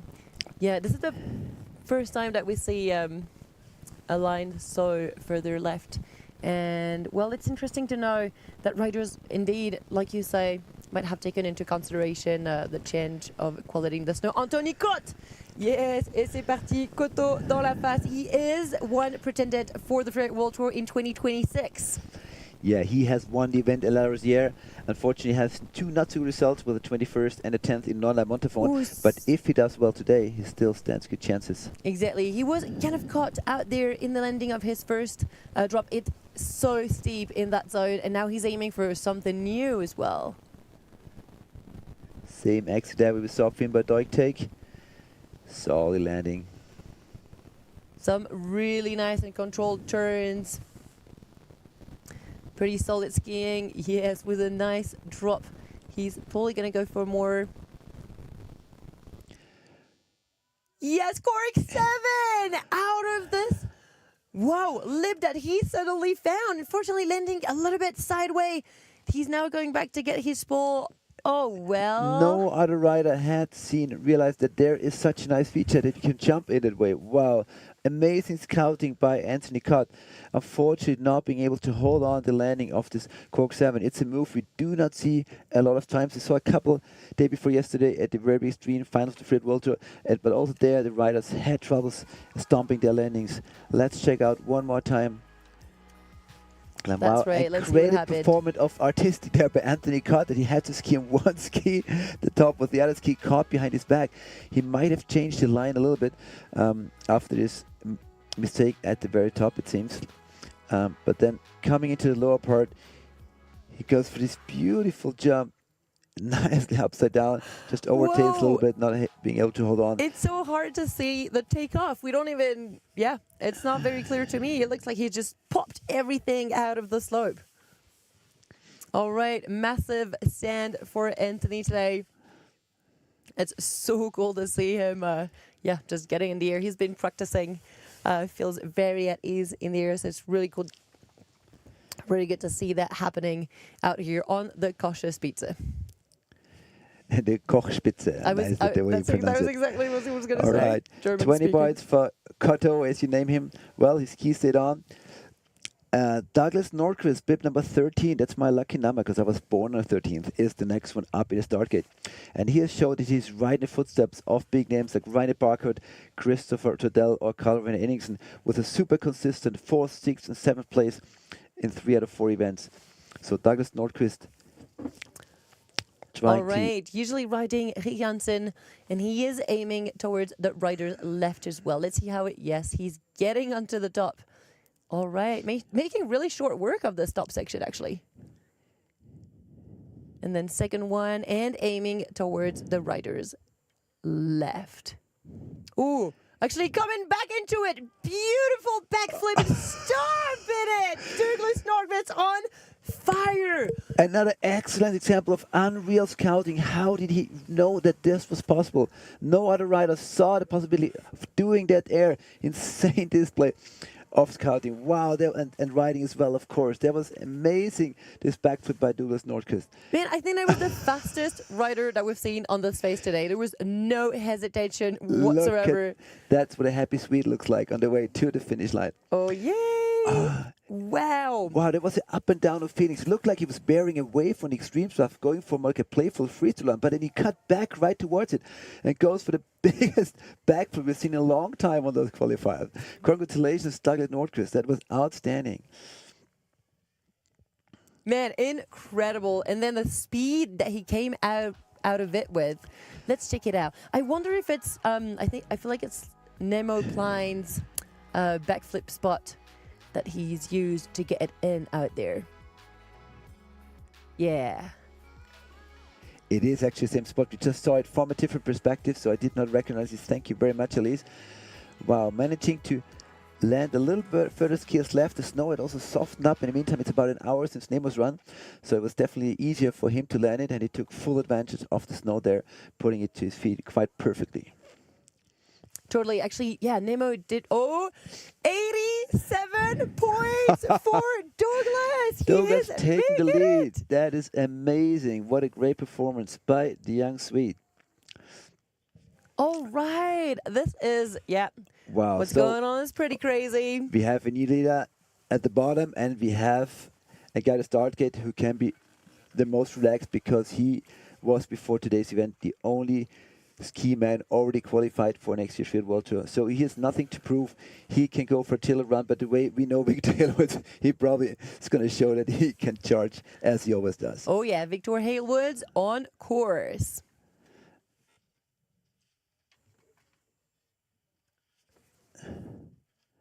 Coming into the steepest bit out there. On the side, there's no tracks. Anyone has gone today. The snow now there being slushy and sloughy, as you can see. Not easy to see where it's going. Difficult, that entry. He's definitely skiing some rocks out there. Hope we get the drone angle back soon. We can see more exactly where he's going. We'll see him flying out the bottom in a second. Definitely going to be jumping in the middle. All right, we had a little technical issue, but we're going to recover this. And the judges have definitely seen what happened. Nice little job at the bottom. And yeah, it looked like he was coming out with some really nice fluidity. Yay, taking his time, taking out the landing out of the 360 on the lip with some style. Some style and some speed. Really hard for us to tell what exactly he did in that middle part. All we could see was him riding out the bottom with a lot of speed. But as we said, for Victor Halewood, this was more of a holiday run really today. Definitely. If that's something that Victor knows how to do, but I'm not sure he's that much of a holidayer. Pretty trasher. Look at his helmet. Something has changed since the last event. All right, Victor Dinosaur. Victor Dinosaur. Oh, that's very funny. Yes, check this out. So that's how he came in, and then he definitely did manage his speed very well, considering how tough it was. Oh, and that's the way out. So not going for the really big jumper, but riding in a more technical way. Yeah. So definitely not riding at the 100% of the video. And that's Anthony's lip 360. And honestly, around the rocks, that makes it look even better than the lip, because it gives a little bit of contrast. Sweet. So, yeah, 2026 Pro World Tour rider, watch out, because Victor is coming up. 58.67. He won't mind about this. For him, rather low score of the day because he has done the job for this season already. Congratulations, Victor, and we'll see you for BL later for celebrations. Absolutely. And you know what? Pretty strategic. Like, stay in good shape. Don't hurt yourself today because you've got a big job coming up. Simeon Pavlov is in the start gate, our Bulgarian rider. So stoked to have a Bulgarian rider on the challenges this year. Oh, yeah. All made out there, loving the Bansko Mountains. They're actually having a free ride and a qualifier competition tomorrow in Bansko. So all right, nice I'm entrance. sure they're all watching right now. Staying really high on that ledge. Yeah, so the riders were told at the top that this area sees the snow softening up quite quickly. It's so rocky and that now. you should be more cautious than the early morning when he was holding on to the surface. Simeon slashing some pow and then sending some slough. Yes, jumping really nicely into the cooler at the bottom.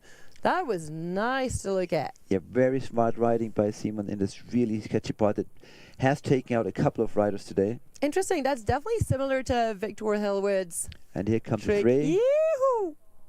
Almost in the same landing spot, yeah.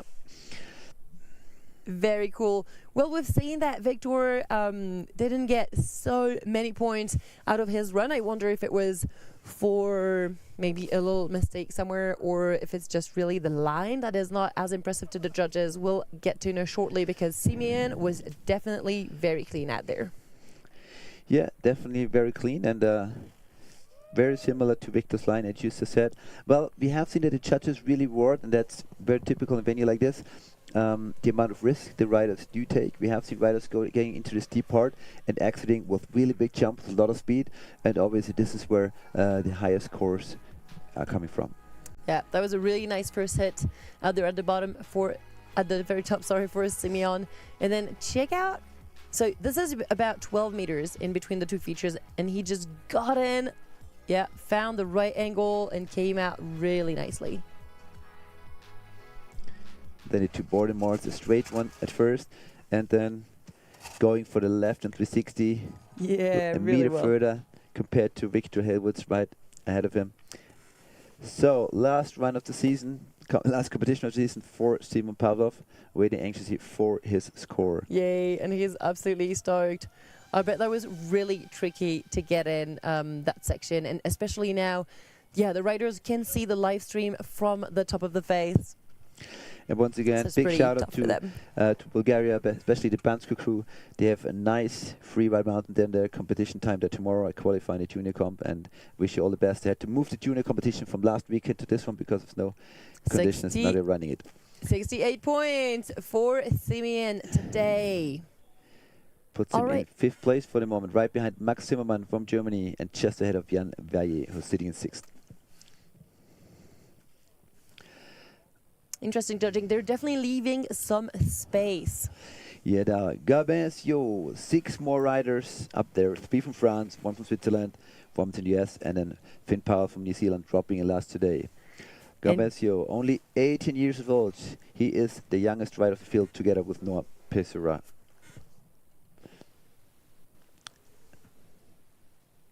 Yes, Gabin sending it and aiming. All right, maybe towards the double or the triple. He's checking in his entrance. 1, 2, doubling it down. Unfortunately, needing a second there to get to his entry. He was a meter or two too far over to ski his right, which would have been a bad idea to ride over those rocks. So he had to redirect his skis, flying over his feet, taking it on a higher takeoff, not adding a feet stroke trick, but therefore going a couple meters further and higher than the riders before him. And he seems happy. Oh, how do we interpret that gesture he just did? Was it angry or was it happy? Maybe he did miss a feature at the bottom, but I mean, the top part was absolutely, banger. Adding an extra area on the way to the finish line. Yeah, I was happy. He's so pumped that he could put it down. Giving a good hug to his buddy Kotar.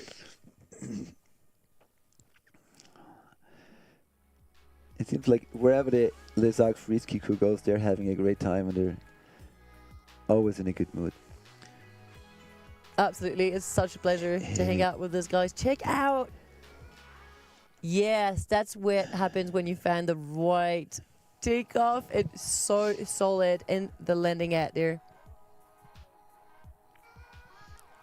At this point, he was like, I can't fuck it up. Let's just go. Let's just go to the bottom. It is such a challenge. If you had a great run for 3/4 of the mountain and you're approaching the last feature, I'm like, okay, how much should I risk? You know, should I still go for a big trick and risk to throw it away all, or just stay on my feet and maybe not take those extra couple of points? Yeah, definitely. Because Gabin just loves throwing himself in the air and going for like threes and flat threes and backflips, but the fact that he just stayed really focused all the way to the bottom proves that, yeah, he was pretty happy about that top part. So the podium is taken right now by Douglas Nordqvist, Ugo Troubat, and Obertauern. Obertauern sitting on third with 81 points. For fifth place, he needs 69. 72 points for Gabin, putting him in fourth place. Strong performance by Gabe. Thank you very much for a great season on the Challenger Tour, and looking forward very much to seeing you again next year. Hey, and look who is coming up. This is Alex Hackle in the start gate from the United States. He's having such a blast in Europe this season. And yeah, he's been killing it, just like showing some style, really good freestyle background that's proving to be very useful in the big mountain. Yeah, and he used that to score a fourth place at the famous Mongo on the non-dark Challenger a few weeks back. With a beautiful 7, yeah. Exactly. Let's see what he has in the pocket for us today in Obertauern. All right, let's see. Alex, yes. All right, for now, kind of staying casual. Ooh, looking for a nice entrance as well. What? Are you kidding me? Doubling freak skiing out of the double. Alex Hackle, yes, please. That was an outstanding performance in the middle part, where other riders struggled to just put a straight air to double. He goes for a big 360. Wow, then other one at the bottom. How amazing performance by Alex clean. Hackle. And yeah, there he goes. He is passing the judging line. That was pretty much non-stop for Hackle all the way down there. That's 2 360s in the face. Yeah, this is a first for today. He's definitely making sure that he is scoring hardcore. Wow, I can't believe that 360 out of the double. The amount of commitment and how good you have to be, settled in your boots to be able to throw this. That's incredible. It's so much different than a kicker in a snow park. Honestly, the slope that you get at there, the steepness, and being able to pop it the right way. Check this out. To air blind into a part of the mountain like this, and then with all that speed being able to pull off a 360, that is really outstanding. Look at this one. He knows exactly where he is, drops in, and now with all that speed, just barely having time to reconfigure himself with landing, putting his 360 down. That was, for me, the move of the day so far. Move of the day, 100%. And then he is landing into like really track landing. Beautiful 3 out there at the bottom. It's so clean to watch. 90 points. Alex Hackle taking the lead with the move of the day, we call it. Oh my God. 360 double. Yes. Things are getting thrown around after a very hardcore morning on the Koch's Pizza this morning. Oh my God, Obertauern is getting some show today, that is for sure. So Alex Hackle, your new leader, with a true 90 points ahead of Douglas Nordqvist from Sweden, pushing Ugo Troubat in third place. Yeah, Noah Bezerra. All right, and yeah, this is definitely somebody, junior world champ, getting definitely something here for dessert for us. Yes, beautiful transfer. That's the biggest we've seen it today. Wow, one of the youngest riders of today with a big statement of performance at the very first jump. So much style. He's getting so fast, and he is doubling it as well. Flying out of it. All right, and is Noah keeping something in store for us at the bottom? We like some air. Anthony caught there with a big lofty 3. Perfect stomp there. Well, this is definitely Alex hackling. he definitely wants to get close, and he probably will, because that was a very, very stylish ride. Great display performance of the young rider who claimed the title of Freeride Junior World Champion earlier this year in Kappel, Austria. Was an amazing run, being the last rider on the mountain, really difficult distance. Showing here that he can do it with the big boys as well. After a no score in Nonda and the 19th place in at the last event, he's really in for a good result this time. Yeah, Noah has been sending in the past few events, and he'll be really stoked to actually have put a rundown. Check this out. Landing in powder. And then coming in fast. Check out how fast he is getting to his next entrance. That's like 1 second that his skis are touching the snow in between the double. And when you think that Hackold took the time to send the 3 in between, that's crazy. That's crazy. Nicely getting lined up. This is definitely what Noah needed, a little 360 at the bottom in order to make sure that he was actually going to be able to compete with the highest scores. So this is enough for the podium. He needs 84 points to overtake Ugo Troubat, who currently sits in 3rd place. And Ugo was smiling, but he's like, am I actually going to be thrown away from this And all this is podium? playing into the game of the qualification for next year's Freeride World Tour.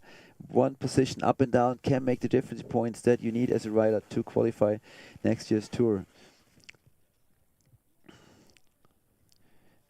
That's true. Here we say, yeah. So Ugo Troubat and Obertauern, who were 3rd place for Noah Pesera, pushing Ugo to 4th and Paul to 5th. Just going to say that Ugo and Paul, who were the main contenders for next year's Freeride World Tour, getting pushed back to 4th and 5th place at the moment. Wow. And we only have another 3 riders up there, but the next one, ladies and gentlemen, is a hot one. This is getting so interesting. We've got Rudy Collet. He is definitely one of the contenders for the Freeride World Tour next year. He's been trying to get up there since such a long time, and yeah, he's definitely got everything he needs. Rudy Collet, yes, some shifting out of the gate. He's on fire today. One of the oldest riders of back, being 29, but he's won the event this year. Oh, and Rudy just and what happened right there? He did catch the top of his ski somewhere in the snow, and yeah, after this tumble, he looks like he's gathering his thoughts. And that reminds me of Abel Moga and Astrid Julius yesterday, 2 days ago at the very big stream, who both caught rocks like seconds after leaving the start gate.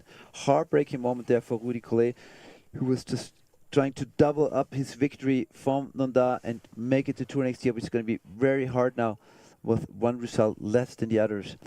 But he's okay, he's waving his arms, he'll take a chill run down. Yeah, for considering the amount of seconds that he took at their sitting. Oh, considering the amount of energy and time and dedication it takes to get to the point to potentially qualify for the tour and then get taken out seconds after going to his run. Heartbreaking moment truly for Rudy Collet, the Chamonix. He's such a nice, mellow guy. Looks like a big musketeer with his long black hair. Absolutely. Oh, wow. Well, I mean,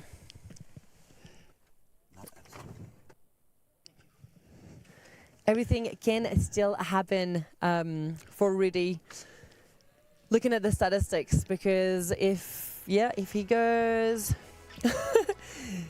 So here's Rudy approaching the first air. All looks good, lands it, and then his left ski just stops right there. I think he landed in the track of one of the skiers ahead of him, which had exposed the rock, and that rock potentially told the left ski, I'm grabbing you. Taken down by a shark, Rudy Collet from France. So Rudy actually becomes 11th, and Paul Danton is 7th or below, which he is slightly coming down right now with the amount of good riding. Ugo is 6th. If Douglas is 3rd or below, Anthony is 2nd or below, then Rudy would actually get on the tour. I don't know. That's too many statistics. That's so much to count. But we went through We all never those, know. We never know. We went through all the scenarios yesterday and really tried to learn a couple of those by heart, but it's just totally impossible with so many riders still being in a position to qualify for next year's tour. Here is Exactly. Rudy. Well, the body language says it all. You know, he's definitely disappointed. Who would not be? But he has shown this year that he can easily take on anyone in this Challenger Tour with his victory in Onda. And I really hope he's still motivated next year to give it another go, because I believe he deserves to do at least a season on the Freeride World Tour.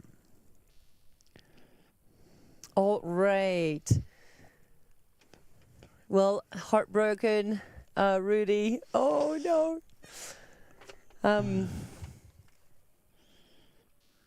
I don't know what to say, man. Well, qu'est-ce qu'on peut faire? Hein? Qu'est-ce qu'on peut faire? What can you do? Yeah. Friends? 3 points for Rudy Gollet. That's an interesting score. I can't remember anyone ever getting 3 points on a competition. Right, 2 more riders in the ski man category are up at the start. And the next one is Xavier Gervais from Switzerland before Finn Powell is gonna top it off, a winner from this week on Tuesday actually in Kitchenhorn. Yeah, we've been seeing some really nice riding from Xavier from the Port du Soleil. He is training in Verbier, and yeah, with the big boys. So he's definitely got something for us. Let's see.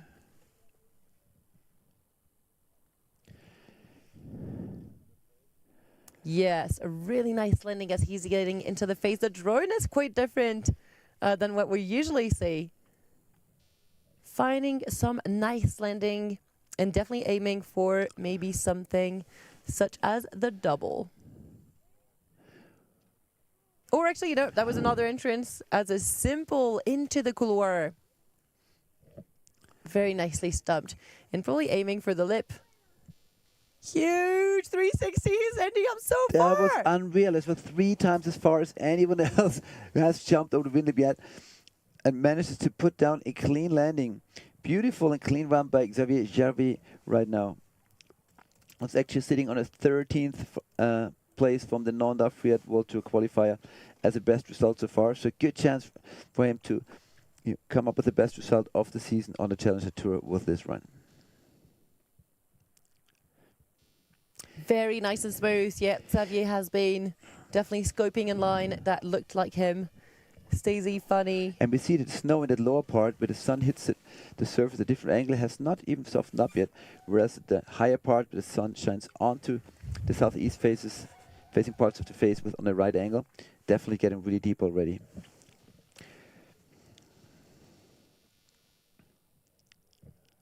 Yay, Xavier in the finish line. And let's check out how he managed all of this run. He went really big on both upper cliffs, quite a lot bigger than most of the other riders. We hardly saw that in the drone angle.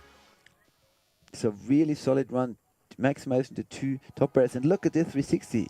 He flies so far down. He's actually jumping out of frame for us. Xavier Gervais, well, 70 points. That puts Xavier in the 7th place. and definitely securing his best result of the season, because there's only one man up there who can beat him. And this guy is still with a small chance to qualify for Freeride World Tour, but he would basically have to win this event. And he has shown 4 days ago that he's capable of doing it with the victory at Kitchenhorn. Definitely, this is Finn Powell, our Kiwi rider. Yeah, getting ready. And there's definitely so much style in his riding. Check him out, just breathing at the top of this face, knowing that, yeah, he is about to close the season for the ski man. Oh, and he is aiming towards the rider's right. We have only seen one guy going to that area, and it is gnarly. It is so steep over there. It's like a miniature version of the Bac de Ross. 50-degree plus from top to bottom. Yeah. Huge winning at the top. They put the flag there to mark the entry so the riders would know where the first entry is. But Finn doesn't care. He does a 360 over the most exposed areas of the whole mountain. This is an insane performance already by Finn Powell. Huge area. Now he has to do a bottom area. This is a mandatory cliff, but he's above. There's no way he can ski out it. He has to jump that bottom cliff. Does it and stops it as well. Wow. Holding it. That is pretty much straight lining. No control issue. Oh, yeah. And he is out to the bottom. Honestly, that 360 at the top of the most exposed part of the venue. Incredible riding on this right side of the face for Finn Powell. Big up! Wow, Finn knowing he has to win his event in order to stand a small chance to qualify for the Freeride World Tour. Well, this is basically what he had to do. If this did not impress the judges, then I don't know what can impress them. That 360, you didn't really see it here in the framing, but if he falls at that 360, he is in for a 100-meter fall down over various cliff bands. So to just come in over the wind lip with 3 there, then you know he has a stomp it that shows incredible talent and mental strength.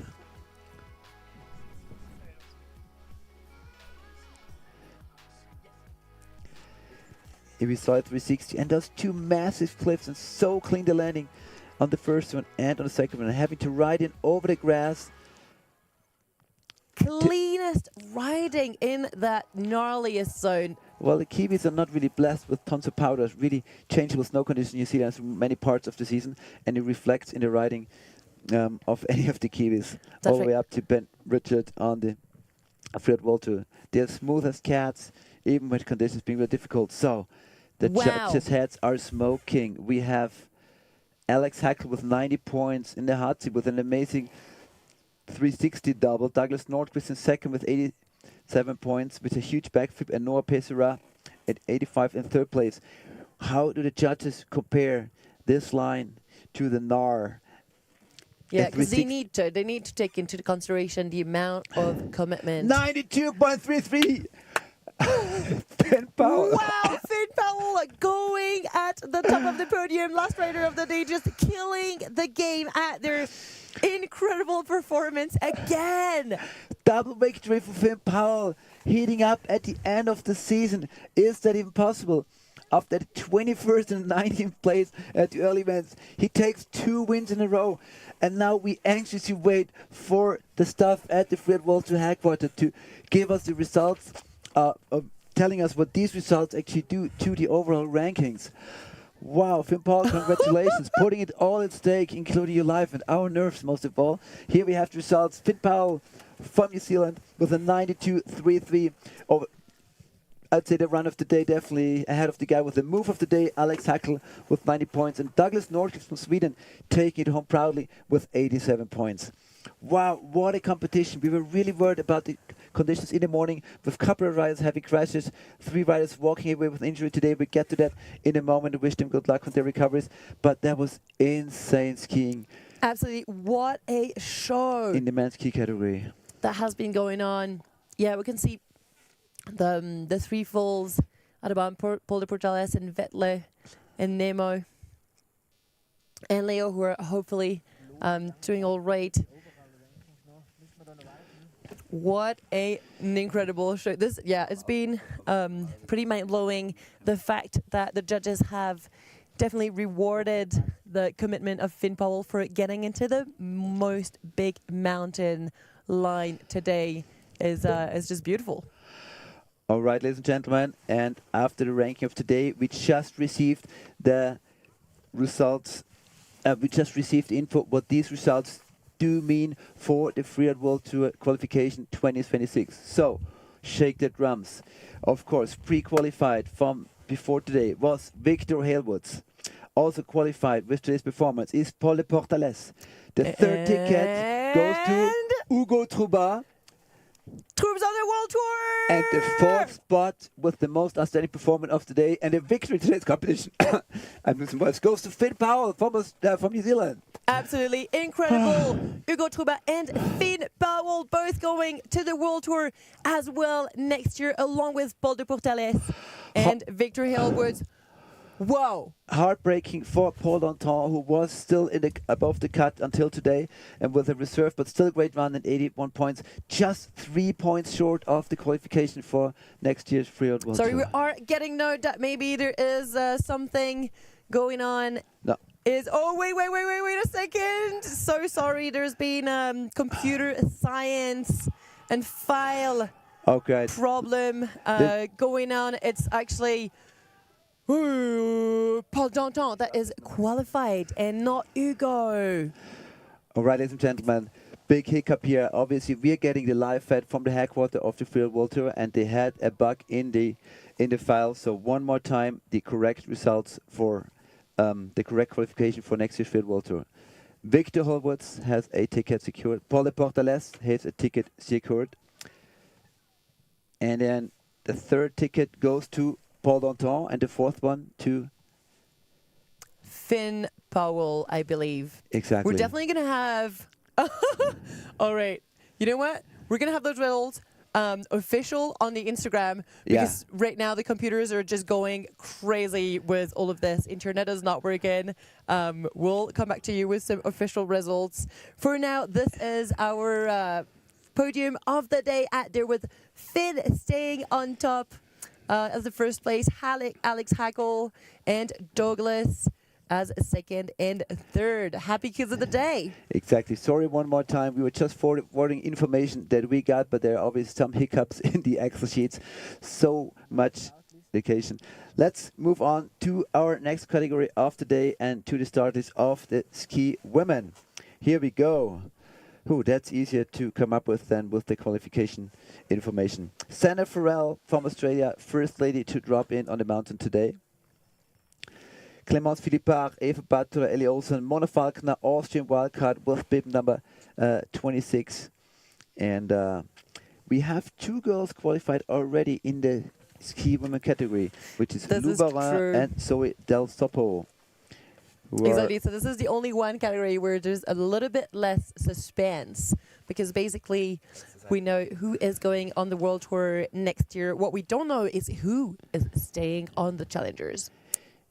And that really matters because, it's definitely somewhere in between and you want to hold on to your place at here as long as possible. But, man, there's some really, really good riders. They're pushing on the qualifier 4 stars around the world, and that's their biggest dream, just to get onto the Challengers as well. This is the start gate. Check out those beautiful Obertauern mountains. It's just paradise out here whenever there's powder earlier in the season. And then court snow right now is absolutely prime. We've had such a blast riding around the last few days. Zana Farrell getting ready at there. She's been doing 5th in La Rosière and 7th in Monterosa. Yeah, and she's definitely got some tricks. She's got no fear whatsoever.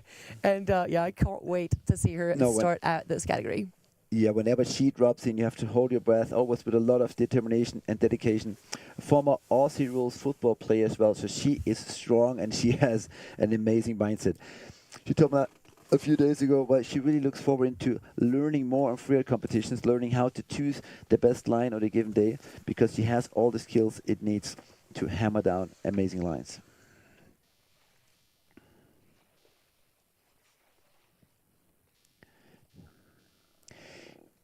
Beautiful drone, and you can tell once again how steep it is in that area that Finn Powell took on the run just a couple of minutes ago. All right, and Zana is about to drop in. First of ski women, going riders left, dropping in 5, 3, 2, 1, dropping in. Freeride World Tour Challenger 2025 barrage in Obertauern ski women category. Bib number 1, Senna Farrell from Australia, is dropping in, and she's just following the tracks of the big boys. No holding back by Senna Farrell. That's just the way we know her. She is so fast in that top section. That's incredible. Yes, beautiful hit. She is landing in powder, finding her proper trajectory to aim towards the next feature, just playing along that ridge line. Wow, super nice and fluid run. 3 big hits by Senna Farrell. Very Great solid ground speed riding. now, approaching the wind lip. With a nice jump over the wind lip, flying into the air. Very smooth and solid riding for Zana today. Super solid, no mistake, and everything connected, very fluid. 1 or 2 more hits before the judging line. Here's the flag on her right side. She passes it, and that's good. That will count as a clean run. Yes, it does. Okay, Zana making her way towards the finish line. She has passed the judging line already. And guys, we are getting the official news finally after the men's category. So just to confirm, on the World Tour next year is Victor, Haywood, Paul de Portales, Ugo Troubat, and Finn Powell. Baboom.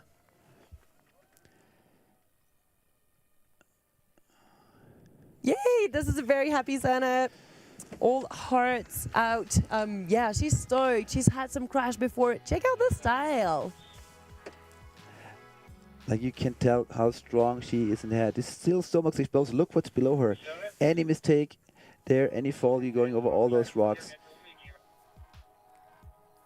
And it was such a clean run. Big air there at the wind lip, stopping it. Is proving that this wind lip is highly jumpable, and I'm 80 points for Zana. Solid score, congratulations. Well, she'll be a happy camper today. Wow. That's for sure. Yeah, that wind lip, Flo. I feel like some ladies could get wild on it. I feel like I would like to get up there after the event and hit it myself. It looks really tempting. Please do it. Clémence Philippa in the gate. All right. And yeah, talking of somebody who likes to send herself in the air, this is definitely Clémence. She loves her backflips, her 360s, and her big mountain. So let's go. Yeah, sitting in fourth overall, a super consistent season, with a second place and 2 fourth places, showing that he's definitely one of the best goals on the Freeride World Tour Challenger circuit. Yeah, aiming for those 2 first cliffs as well. Ooh, going through the rocks, really nice landing. Traversing back to the left. And she's as well coming to play around and next to the big cliffs. Is she going to come in? Yes, for a beautiful other drop. And she might be aiming for the lip. 360 out of it. Woohoo! Wide legs out there and stomping it. Having to spread the legs in order not to put his keys down on this rock shelf or grass pillar. Hard to see for us what exactly it was. Exactly. Well, that is some really nice practice over there in Kaproon on the snow park that is paying out because she's absolutely confident today. And all right, judging line is passed. You can see that the riders are struggling a bit less than this morning on this traverse. It was so hard this morning, and now it's slowly getting a bit more slushy.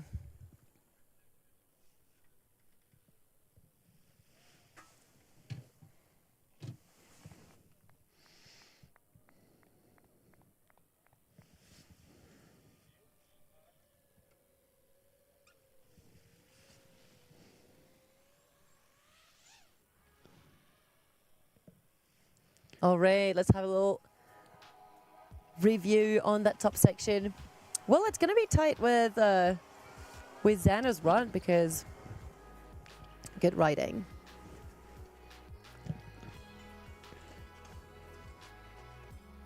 And that's a really nice view of the 3.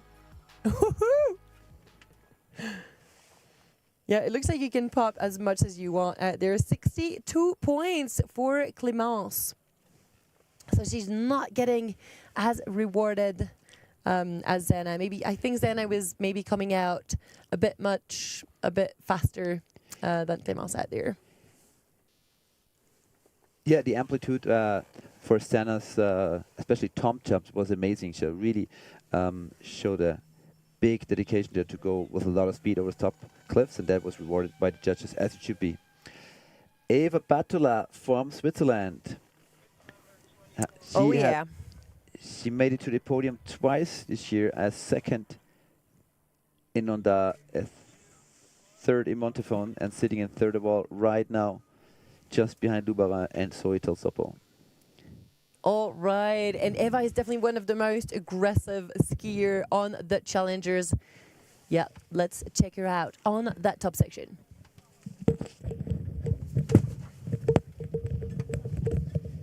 Yes, nice. She is also finding a beautiful landing. She's just, yeah, flying down, landing in Powell. All right, linking turns at a really nice speed, aiming for her next feature.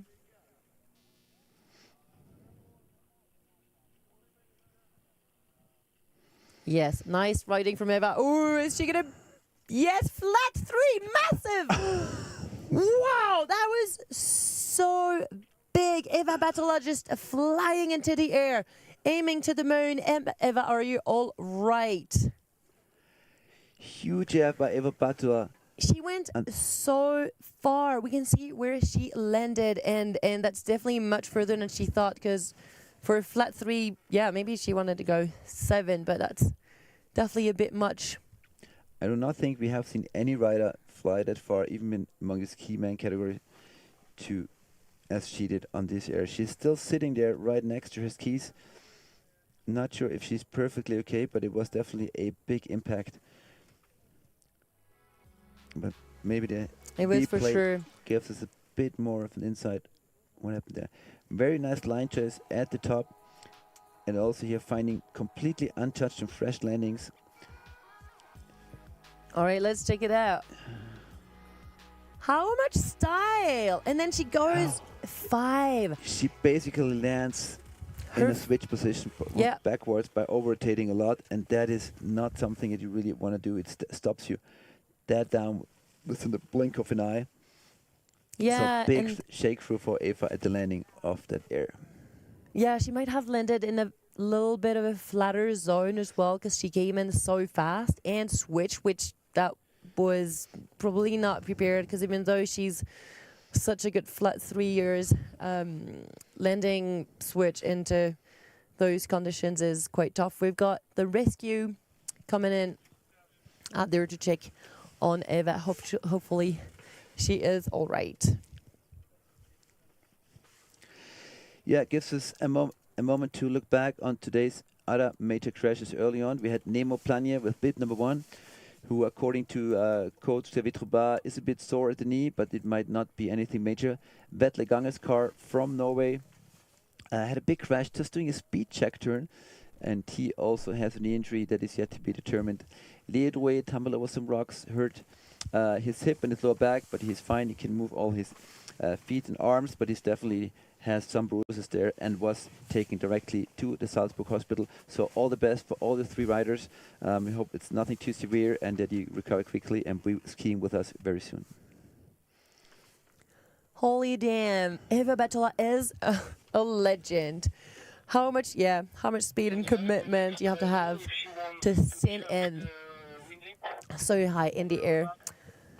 Well, that's hopefully giving some inspiration to the ladies that are up top watching her. I don't know if they've seen her from that far, but they would know that she was planning on going wild.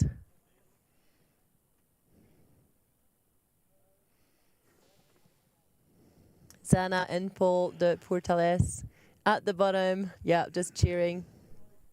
Incredible, some life-changing stories going on right now with Paul de Portales doing such an incredible season and finally qualifying for the World Tour. It's really cool that those 4 riders have been spending the season together, getting to know each other, and they're gonna go. Yeah, they know what is next, and it's going to be really fun to see them just hammering it on the Pro Tour next season.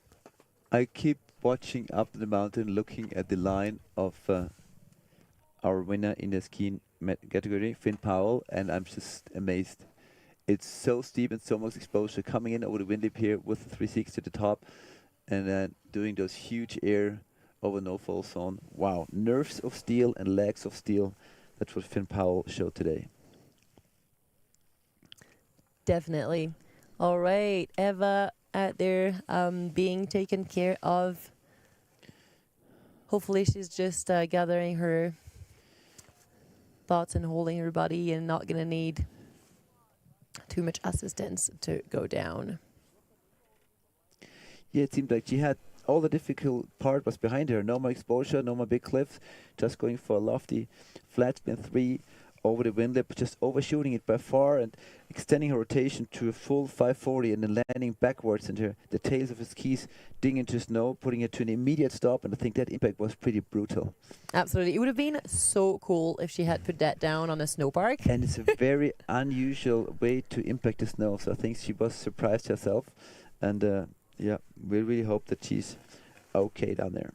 That's right. That is only the second time that we've seen an off-axis rotation today, because after the Cork 7 this morning, then yeah, that's the only time. And it's just so, you know, like you're kind of getting the chances of being caught in the landing are a bit higher when you go off-axis. So it's what you should do when you get onto such a takeoff as this lip, which is slightly on the slope, and it's definitely the natural call of the mountains, I'm sure, but you really want to be confident in your trick out there. And I'm sure, yeah, Eva was. She's definitely has them dialed.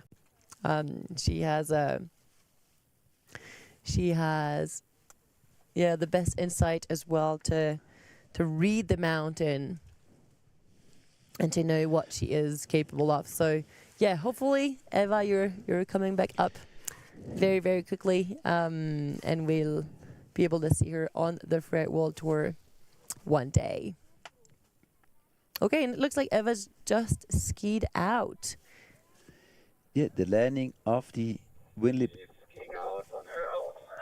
is clean, and I got the confirmation on the competition radio that she is keying out, which is great news.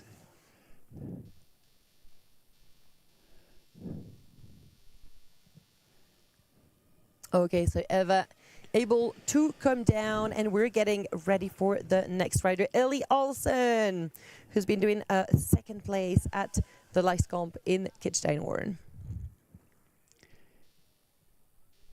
Yeah, coming from a home mountain, Gustavsbergbacken up in Sweden, now based in Engelberg, which is one of the Swedish hotspots, together with Andermatt and, of course, Verbier in the European Alps.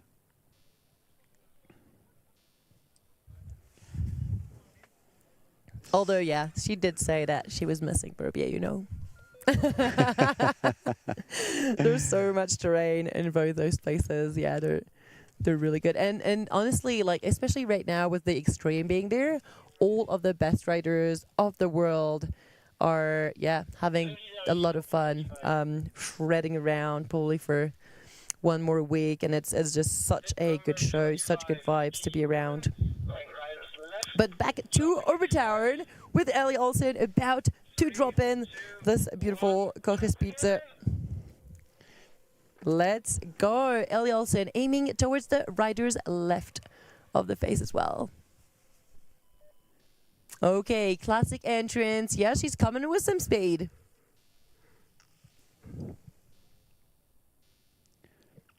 Beautiful air. A lot of speed on second there, almost matching Sanna Farrell's approach there.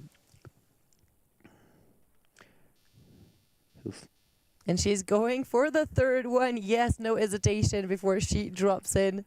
Ooh, coming close to the rocks. Was that a jumpable? Strong performance by Ellie Olsen in the upper part. Approaching a wind lip, going for a 3. And similar to Eva Battler, over-rotating and flying a bit too far. Also taking a lot of speed in this landing. And it also for her, there was a very hard impact. She was pretty much done with her rotation and still kept moving in the air to far down landing point. And she must have Ellie Olsen over-rotating a bit. All right, she's moving her feet now, just gently coming back to thinking. And that's the top of the run. That was really good skiing. Yeah, there's definitely going to be some landings starting to show up in that spot, and in this one as well. And I really hope that the coaches are rating up that this wind does not need a whole amount of speed. So here's the 3. She's aiming for the landing, and very similar crash. Yeah, as she was Eva Battler right before. Very hard impact. And she could definitely tell that she was going to land sideway while she was in the air, but there's not much you can do apart from like keep rotating maybe and land in a 5. But honestly, in that kind of snow, Now the way her body that would have position been was, really there was tough. no way she could have continued to a 5 and landed it. Yeah, She and just Ellie. had to take that impact, and I think it was a brutal one. Oh, that's yeah, 100%. Yeah, gravity is tough sometimes, but Ellie is moving. She looks like she's just she's back on her feet. And yeah, we've got safety coming to double check on her out there.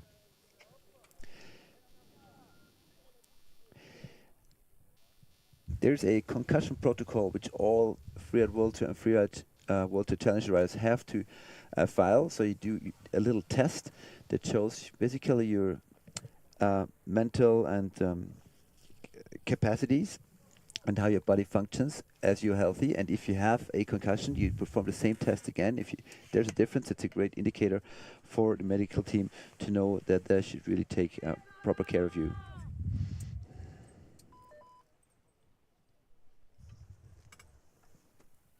So everybody on the mountain, yeah, is well prepared to face anything. And yeah, that was definitely a big slam for Ellie Olsen today. But man, what a sand. I'm so stoked that women are just getting fired up today. Yeah. The ski women's performances have blown us away all season long, and even though Eva Battler and Ellie Olsen have big crashes now at this win lip, man, they went for it. They went really big, really amazing display of performance capability of freestyle tricks in the freeride competition. That's right. What about your freestyle skills, Elise? Oh man, like hanging out with this gang in the last few days, I've loved sending 360s again. I would wait for Powder to backflip, to be honest, just as a safer spot. And but yeah, Eva's been telling me to get into flat spinning, so you know, never too late.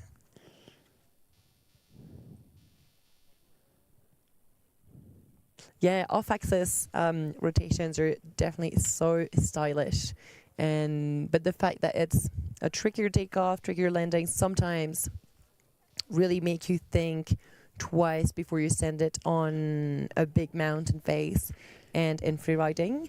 Although on the World Tour especially, we've seen so many coming down in the last few years, and especially this year. Yeah, a big backflip looks super spectacular, but if you're comfortable with it, it's actually easier than a sideways rotation, because once you're upside down, you spot your landing, and then you can steer the speed of that rotation very well. You can slow it down, you can accelerate it. Whereas once you're in for a 360, 540, 720, to accelerate or slow down this rotation is a lot harder, especially for snowboarders who don't have poles. They can spread their legs. Skiers can still steer it a little bit, but when you're still a couple of meters up in the air, like Ellie Olsen was now, after you finish your 360 rotation, there's not much you can do really. That's right. Some you can see some riders, yeah, sometimes really spotting the landing and then changing their position. Some of them will even like send another 360 because they can. It's definitely easier on the snowboard because you can wiggle that board around 180 degrees quite easily. But those big fat freeride skis, a lot of them have fairly solid setbacks. You have a longer nose and tail, so you don't sink in the snow in the steep out days. To land switch on the skis is really hard. You need a lot of weight on the nose as you're landing in reverse. And your bindings have to be super hardly tightened, otherwise you pop right out of your bindings. So it is not something you can just say, well, I'm over rotating, let's just land switch, especially not after like a long flight the way Ellie Olsen took right there. Exactly. I wonder if... All right, Ellie Olsen coming down. She is shredding down. Okay, good for her. I'm sure she's made all of the Scandi crew very, very stoked by doing this move. And yeah, I mean, I can't wait to see her send it again.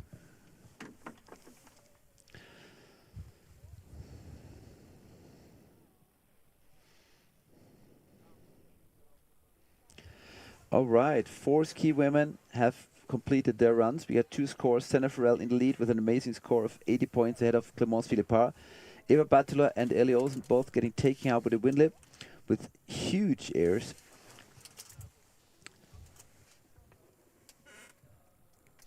Yeah, and we've got more back flippers coming down. TV is ready.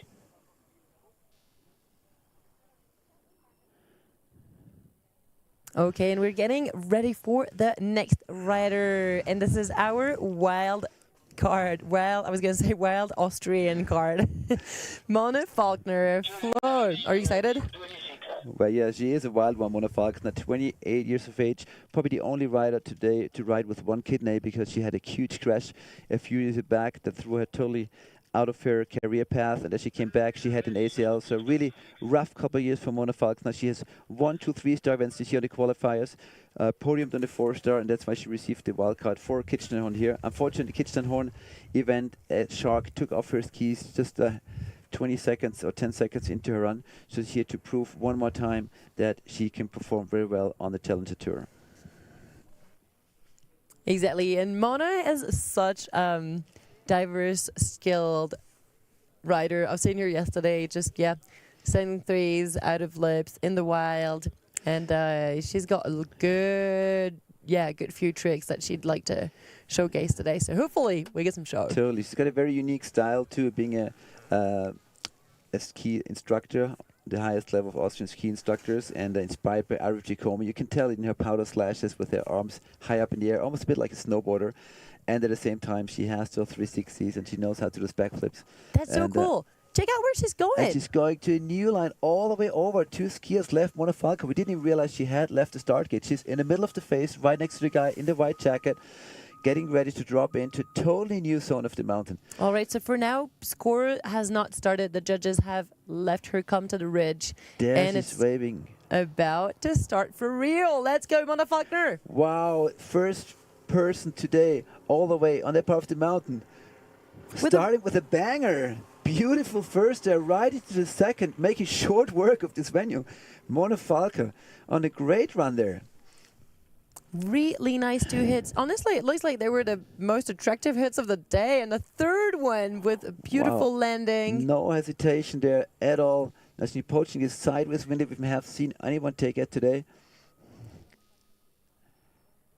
Oh yeah, Fourth already, and there she's approaching window. Let's hope she does a proper speed check. So she's going up high. And now entering flight mode. Let's see what she's got for us there. Fly far, yeah, but better speed check than our 2 ladies before. They're managing to stay on her feet. Wow, maybe one last feature for Mona on the way to the judging line. Yes, Mona, she's got to be stoked. She's been stomping all of her airs today. Yeah. And man, wow, that was very, very flowy.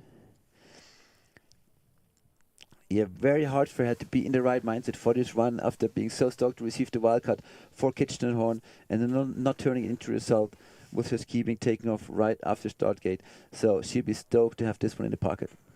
Exactly. I'm sure, it's so nice to actually have a score because when you lose a ski and then you're not even judged in the end, it just feels pretty heartbreaking. So at least Mona is getting a score, and she's getting definitely some creativity points for this line.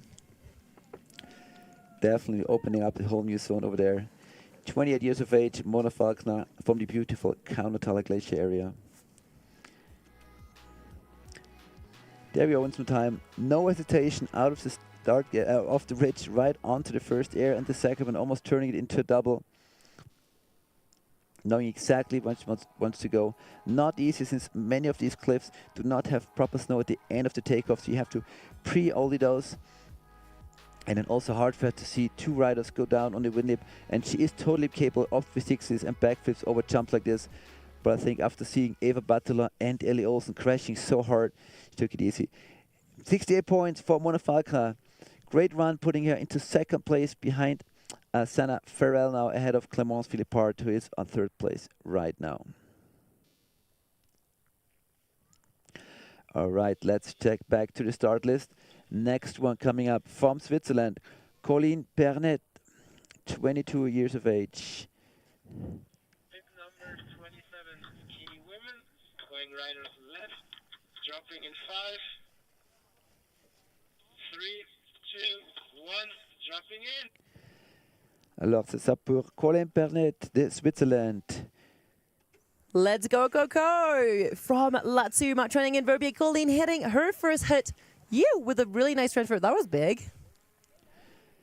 That was big. Her best result of the season so far, as 6th place, which she gained at the Montafon competition here in Austria. So maybe Austria is where she gets her good results this year. Another, yeah, her second here was really cool. She is sending snow over the ridge. Yes, with a beautiful third air. Yep, she is summing them. And she is going for more. All right, speed checking in this bottom area. And she's going for the, yes. Anthony caught air in a bit of a softer version. Very smart to add that air at the bottom. None of the other skier girls did that until this point. And that's going to be some extra points. She's stoked. You saw the claim? I really like that when the riders are are happy about their performance and they, you know, shake their fist. That's right, because no matter what the judges think, really, when you're proud of your line and you've done what you really wanted to do, then this is it. Yes, happy Colleen out there at the bottom line.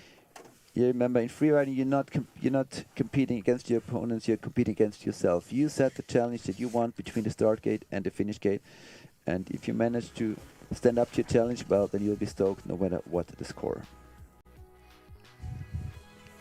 Exactly. Check out that top part.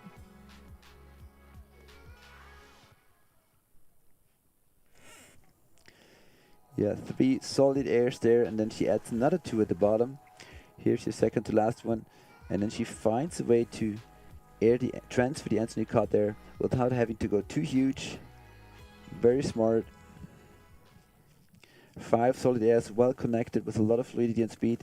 Really good run by Colleen Bennett. So she'll be stoked about this one. She is all smiles out.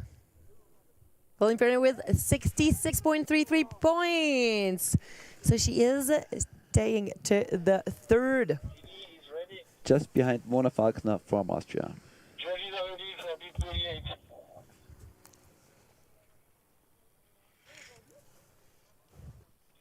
Bib number 28, ski women, going riders left, dropping in 5,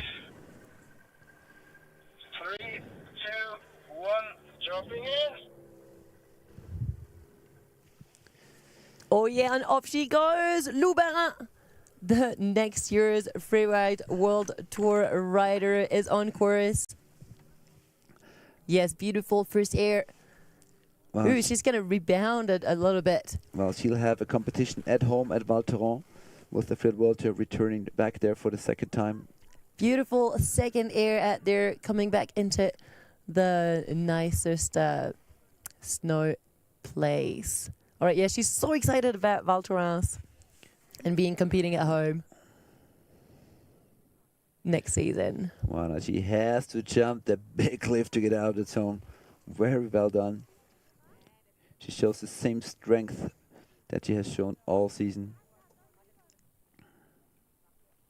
Oh yeah, and she's going for it. 316. Ooh, and beautiful landing from Loubarin. You can tell that her 1,360s are paying out of today. That's really nice. She is definitely, taking her time, making sure that she is doing things right and looks ready. Showing once again why she is one of the top 2 riders and already grabbed her ticket for next year's FWT. Cross the judging line and off to the finish.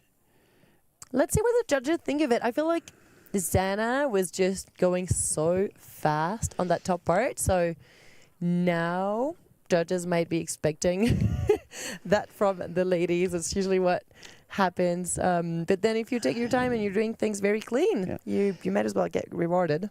This was a very mellow run by Lou Standard. It was clean, it was nice, but the energy that we saw top to bottom by Senna Farrell, that was truly outstanding. Yeah, and I think that's why she deserves the score we have. And I'm not sure if Lou's gonna top that. Well, she did the 360 at the bottom, which you're gonna see in a replay here in a second.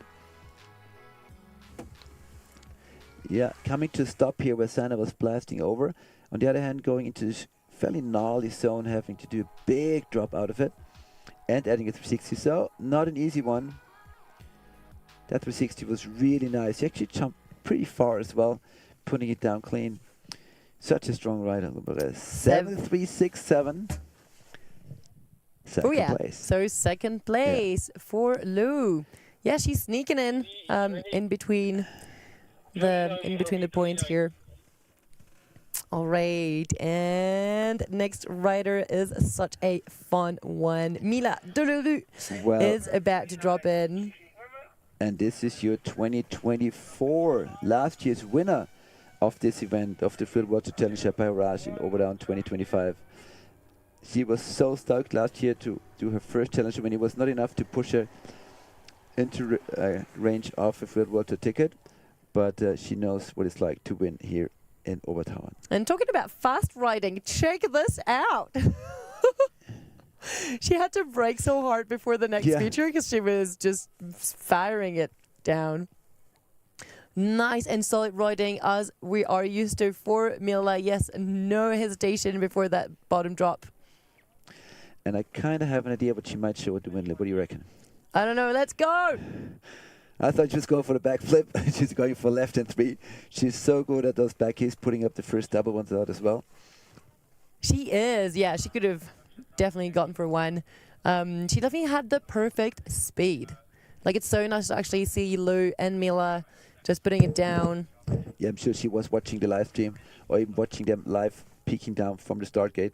So a lot easier for the riders now after FWT Olsen overshot the landing of the Windlip. That's right. They might even have sent a little text up top saying, girls, just take it easy. Just half the speed will totally do it. Yeah. I mean, if somebody was to send a double, then yeah, they'd be better off speeding into it. And we know that some of them are capable of it. Mila is one, and she's been showing it at the Nanda backcountry earlier this season. It was so much fun. So Mila with this run definitely in the range of Lou Barin, who's currently second with 73 points. Yeah, she might just sneak in. Yes, very similar run. We are not the judges, so it's not on us to decide. If it was better. Thanks, Melina. Check out that 3, and she's landing right after the rocks. That was really, really well managed. Yeah. She looked really comfortable top to bottom, but really playful and loose.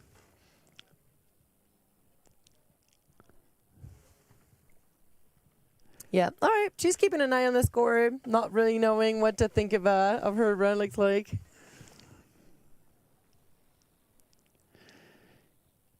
You know, I mean, she is very ambitious, and 74.67, like you said, she must have sneaked in exactly 1 point ahead of Lou Barin, so it was a tiny hint better. Mila is very competitive when it comes to competitions, but knowing the tickets for this year have already been given to other riders, she probably was in a very mellow mindset today, I believe. Right. Okay, wild card number 2, and very, very wild as well. Jill Frey just, came running back from Verbier, where she was yesterday, the day before, and finally making it to Obertauern, where she was really, really stoked to be competing. Well, with her boyfriend Timo Relshofen competing in the ski man category, it was obvious that she wanted to be there, but at the same time had to make a quick run to get here. Oh yeah, finding a really nice entrance, going backwards to make sure that she was pointing out into the right direction. Jill Frey showing up some skills out there, bouncing out of this little feature. Yeah, I think this was exactly where she wanted to go at the top, because she found a fresh landing, which is obviously crucial for any jump this size. Another air here. Nice run, super fluid by Jill. Yay! So she's basically adding like little hops on 2 new features, and that shows how much she wants to play today. Exactly. Here comes another one. Yeah, that's about 5 when people usually do 3. It's definitely, she is taking her time, so it's a different type of skiing. But that could very much work as long as you find your own style. Okay, and she is staying into, the main gully at there. All right, with some very nice skiing all the way to the bottom. She's got to be stoked. Jill Frey representing Germany. Yeah, part of the big Innsbruck freeride crew. Just coming back from Verbier last night. Just in time for her first Freeride World Tour Challenger of the season as a wildcard. Thanks, Jill. Great show, and I'm sure you will dive onto the upper ski right after you cross the finish line, because we know that's something you do really well as well. Hi, Jen says, yay! See, already entering party mode there. That's a very happy Jill. Let's go. And there's a very happy Sana Farrell there at the finish line, whose 80 points are standing strong at the very top. They very much are. And we still have 6 riders coming up. So yeah, there's definitely room to go up. Yeah, that was really nice. Control from Jill Frey. Hopping on the side of this hit. And 60 points for Jill, putting her in the 7th place for now. So we still have Sana Farrell with 80 points, followed by Mila Delarue and Lou Barron with some similar looking lines. Mona Fachner right behind. So there's definitely still some space between spot 1 and 2. Would that be a room that Kelly Burton would like to get into? Or maybe she's just aiming for the first place. And we know she does. Kelly Burton. Okay, very good technique out there on top. She comes from Obertauern, just like Lou Barron. And they've been training together. They're definitely both at the level of the Freeride World Tour. And Kelly, yeah, is going to show us some skill out there. Oh, she is getting the most riders right above those features. Wow, the most radical line. She's totally getting into the so Nord. Kelly Burton sending so much slough. Just, yeah, making her way onto the rocks. She's not afraid of anything. And she's coming down. And she keeps moving. It's not easy. From where she entered, she has to defy the jump turn into the steepest bit. Wow, this is showing some big mountains. Yes, and she's jumping into the couloir, coming out full speed. Kelly Burton showing the biggest mountain line of the day in the ski women category today. And the Louise Bath, like, totally loving it right next to me, and loving it too, showing great big mountain skills there. She did not stop for or hesitate for a single moment, kept it moving, even though she went through the most radical part of the face for sure. Anthony caught there to top things off. Wow, and now we're talking about a real threat to Hannah Farrell's 80 points here. Yes, and she even grabbed it at the bottom. Wow, what a good mixture. You know when your heart is calling for a line, yeah, and then suddenly you see everybody else is doing something else, and you might start to rethink. But no, you literally have to follow your heart, and this line had Kelly's name on it. Yeah, it felt like she rode into it with so much determination, like never stopping to look. She knew exactly where she was going. And it's so hard. You have some hard-picked snow at the top, then it gets really slushy for a while. Then there's some powder pockets, and it rolls over. There's those ramps. It's all a big no-fall zone. Really difficult to ride it well, but that's exactly what Kelly Burton did right now. I can't wait to see the replay. Top air, and you already knew, well, she was aiming for the Nard, going all the way to skier's right. First drop into that out on the ramp. You can't fall, you can't overshoot, and you have to exit via this jump. And she's pointing it out. Wow. Like you said, Flo, first no-fall zone of the day in the women's category. And I'm so happy that the snow in this area has softened up, because we saw some of the early bits of ski men having major drops, accelerating mercilessly at the end of those drops. A lot easier now for the ski girls there, and they deserve that. Look how happy Kelly is. Yay! Man, it was not easy to ski through. Like, you could tell that it was such a struggle, and she was holding it together all the way.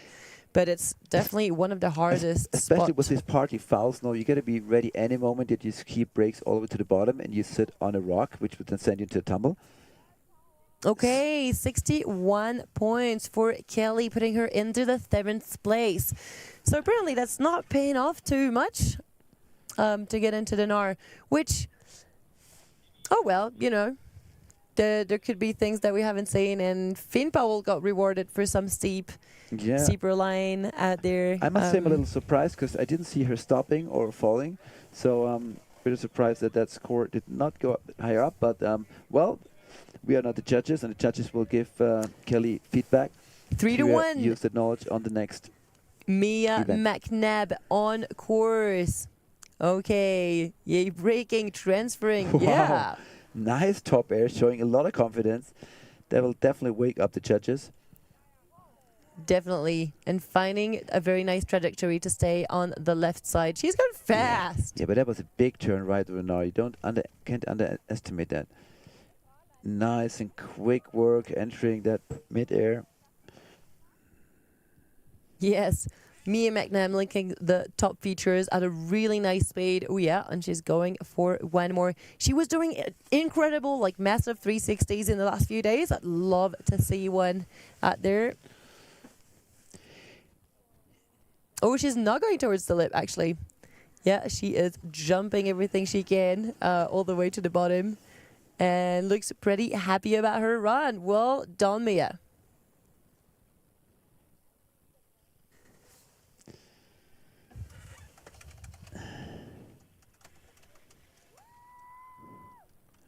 We can see, we can hear at first her buddies.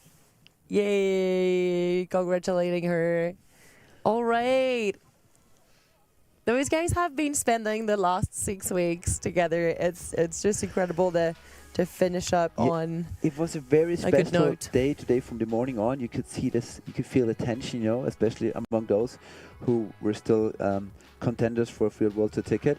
Others were really mellow because it was just the last event of the season. But now all this tension releases, and you can already tell now by looking at the finish line that it's going to be a great afternoon with everyone exchanging thoughts on what happened and replaying today's event and all season, and then just enjoying a great afternoon together as the last day together of the season here. Very, very true. Here in the beautiful Obertauern, almost 2,600 meters. 4th place for Mia McNabb, positioning herself just in front of Mona Falkner, who was sitting there with 68 points. And we got another 4 girls to go. Senna Farrell looking almost untouchable with her 80 points and the hot seat. Will that be the first ever victory for an Australian girl in skiing on a Freeride World Tour Challenger? Yeah, that's interesting. Every score is basically, based on who is next. Okay, that's interesting. We've got, it looks like Elizabeth Marina is in the start gate, but It should be Zoe Del Sopo. But it's written Zoe Del Zopo. It is Elizabeth's bib, definitely. She has had the 34 on her arm. Yeah, we might need to check this. Going riders left, and she also will be traversing over, dropping in 5. Can you ask? Oh, we just got the info through the radio. It is Zoe who's next, but she traverses over. That's why we had Elizabeth in the start gate. And Zoe was actually behind the start gate, going in his shoes position on the ridge, following Mona Falcon's line, only the second person today to go all the way over to skills left. You have to step up a couple of meters in order to reach that part. But that is not judged. Basically, judging here starts at the moment you're dropping down. But look at that horizon, look at the backdrop, the beautiful Salzburg Mountains. Even though it's a bit of a dry season this year, super scenic. Only an hour from Salzburg Airport, Overtown being this paradise. No slope lower than 1,300 meters, than 1,600 meters above sea level, so super safe for good snow. And here we go. Yay, Zoe flying down. She's going so far on those jumps. Same line as Mona Falkner. First jump was quite a lot bigger, second a little smaller. It's a very nice rhythm. You just go left and right and collect those features. And here comes the spin. Woo! And a storm. She is doing it 360 out of the cliff. That was far to be, a park jump. And Zoe's just like absolutely stomping it. All right, she's stoked. She's done the job. So she might go for another one. Well, here's the wind lips. Let's see what she has for us. Here goes the backflip with the spread eagle. No, unfortunately, right.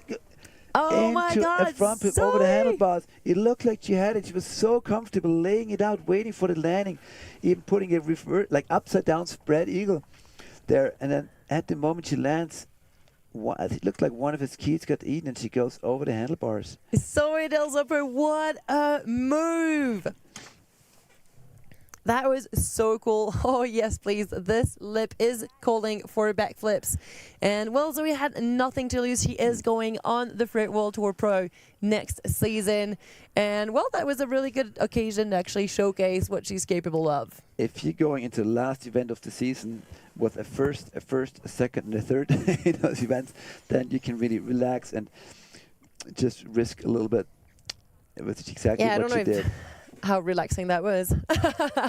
You know what? She seemed super relaxed from the first turn, and she rides on such a high level that just going into a 3 and a backflip over features she's never done before in her life. You see, she is just so playful in her mind that it reflects in her skiing. Very talented skier. Zoe Delzupper showing us how it's done. I hope it's going to get some other riders inspired at the top. Yeah. Well, coming from the La Clusaz area. And when ATing just before the start gate, Zoe's in for a play today.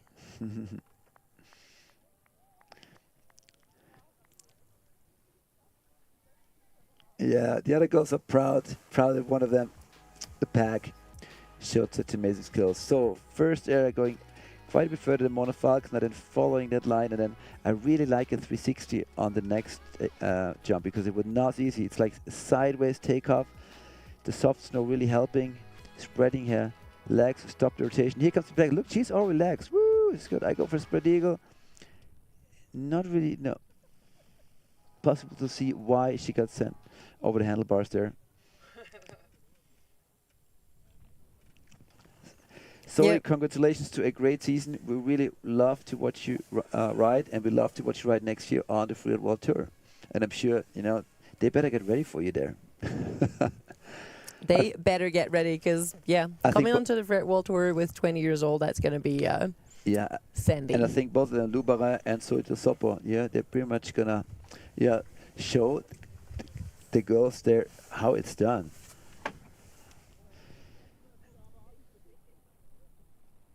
Oh, yeah. All right, so the snow, might be keeping evolving right now. It is 11:28, so riders will need to adapt. And Elizabeth Marina is definitely a rider that's adaptable. She loves her backflips and her 360s, I must say. So I would not be surprised if she was going to send one at the bottom. Come on, Ellie. Vamos. She made it to the podium on the first challenge event of the season in La Rosière. Wow, that's a statement already. It's really a smart way to wake up the judges. You do the first air bigger than others. The judges can be like, all right, he or she is in for something special. And she comes in really high onto the ramp, now accelerates a lot of exposure. Wow, she is definitely coming for something, but it looks like, let's see. There we go, approaching that exit air. Oh, no, she's going back, actually. To the classic air that they're jumping over some rocks. And yes, she's going for it. What are we going to see? Nice, but huge straight air. Huge! All the way to the bottom. Getting a little caught at there. Maybe she was a little back-seated. Ooh, interesting. I wonder when the decision to go or not go for the backflip came out in her head. Sometimes it's hard to understand that the boys and girls on the tour are not doing those backflips and threes in the runs, because when you ski with them, it's like a freestyle show. Like everyone overthrows tricks of everything, but it seems like that tactical part at a competition run, wanting to stay on the feet, not getting a no score for losing a ski, always plays a big role when the boys and girls plan their lines. And sometimes, of course, as we saw today, by Eva Batter, Ellie Olsen putting it all at stake, might also losing it all.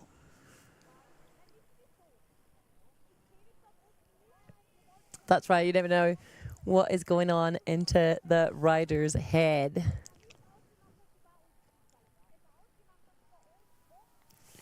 And and Elia Marina finishing off the season in Obertauern today.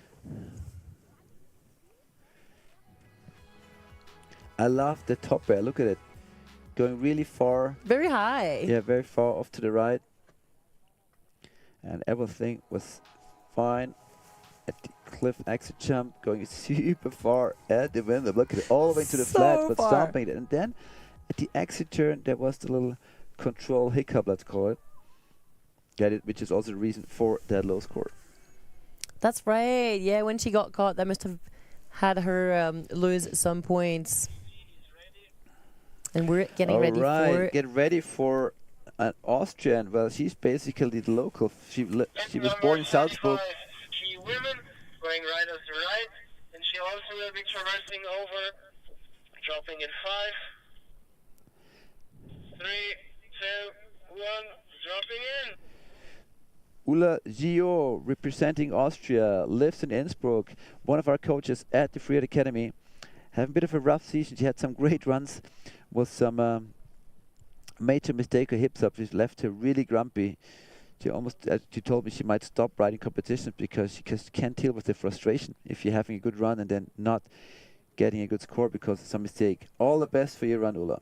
Whoa, she's gonna be breathing so hard. She went up this face, this little ridge so fast. Sweet, nice shifty over the first rock over there.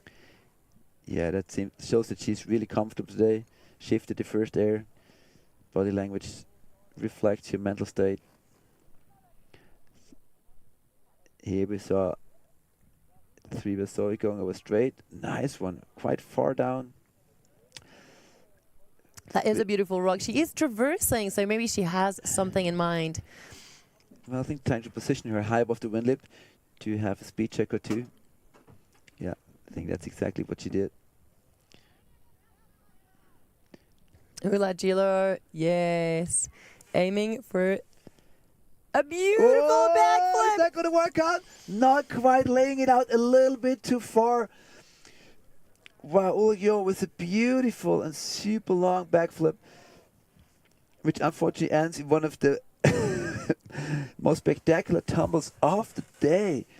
Oh yeah, wow. Yeah. Ulla looks like she is fine. That was insane. What a performance once again by the ski girls. Now we knew why Ulla traversed over. She wanted to really focus on the backflip. And the only mistake she made was gaining a little bit, but not quite enough rotation at the takeoff. Staying upside down for too long and ending up in a multiple. Let's look at this. All right, she's getting ready. There she goes. Oh, she's missing a little bit of rotation. Unfortunately, not able to finish and stump this backflip. Man, what a good sand. Ulla Gilo on fire. Really unfortunate. That would have been a great score had she landed that backflip. Well, she jumped up right away after her last tumble, and she's actually now walking up to retrieve her skis. Ulla is a really tough girl, so if she gets taken down, she gets up right away. I wonder if she's going to be grumpy tonight, but I don't think she has reason to. She's had a reason to be proud because this was an amazing backflip. Yeah, I hope. She can definitely be till the proud of very it. end that she would manage to put her feet underneath her body a little quicker to stomp it, but not quite made that. Exactly. She could have gone a bit faster as well, but you know what? If you land too far, then it just becomes very flat. So yeah, it's this very, very special balance that you need to find. And Ulla is back on her feet. Well, wow, congrats. Yeah, we saw a similar move by, was it Molly Armanino on the back to Ross 2 days ago? Kind of under-rotating a backflip and going to a massive tumble. I mean, still gonna send it. And you know what? The efforts that you put on a day like today, on a comp day, your body is so full of adrenaline. And that will enhance your memory. You will remember what happened today even more than any other day. And this is when you make the biggest apprenticeship, really. That is totally true. All right. Well, there's only one more rider in the ski women category, and this is none but the least Chisato Sasada. 3, 2, 1, dropping in.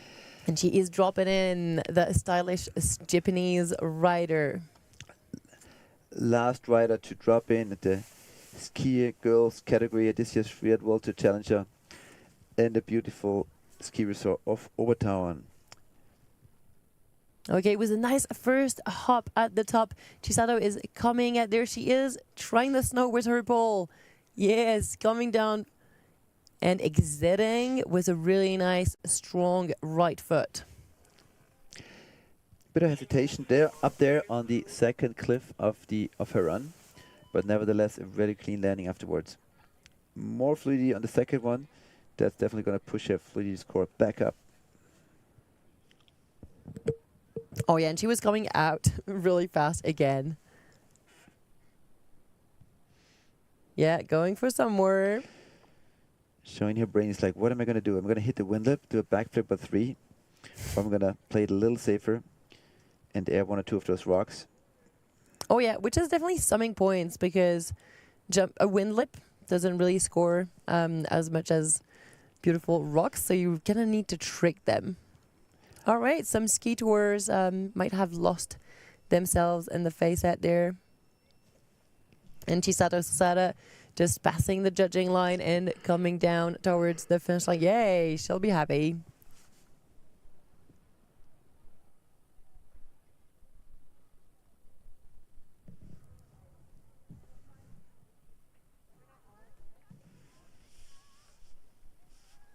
All right, that's so funny. It's so hard for people to understand that there's actually a competition going on, especially when you're used to alpine racing. Well, and the start gate is solid 350 vertical meters above, and then they probably think it's some kind of event that's only happening at the bottom.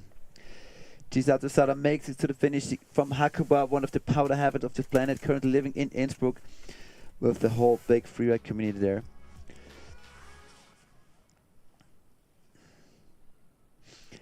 So I dare to say that this run is not challenging Senna Farrell's high energy run. Senna Farrell, who today with bib number 1 blew the judges in our mind with so much energy in her run from top to bottom. There's 80 points are still the score to beat.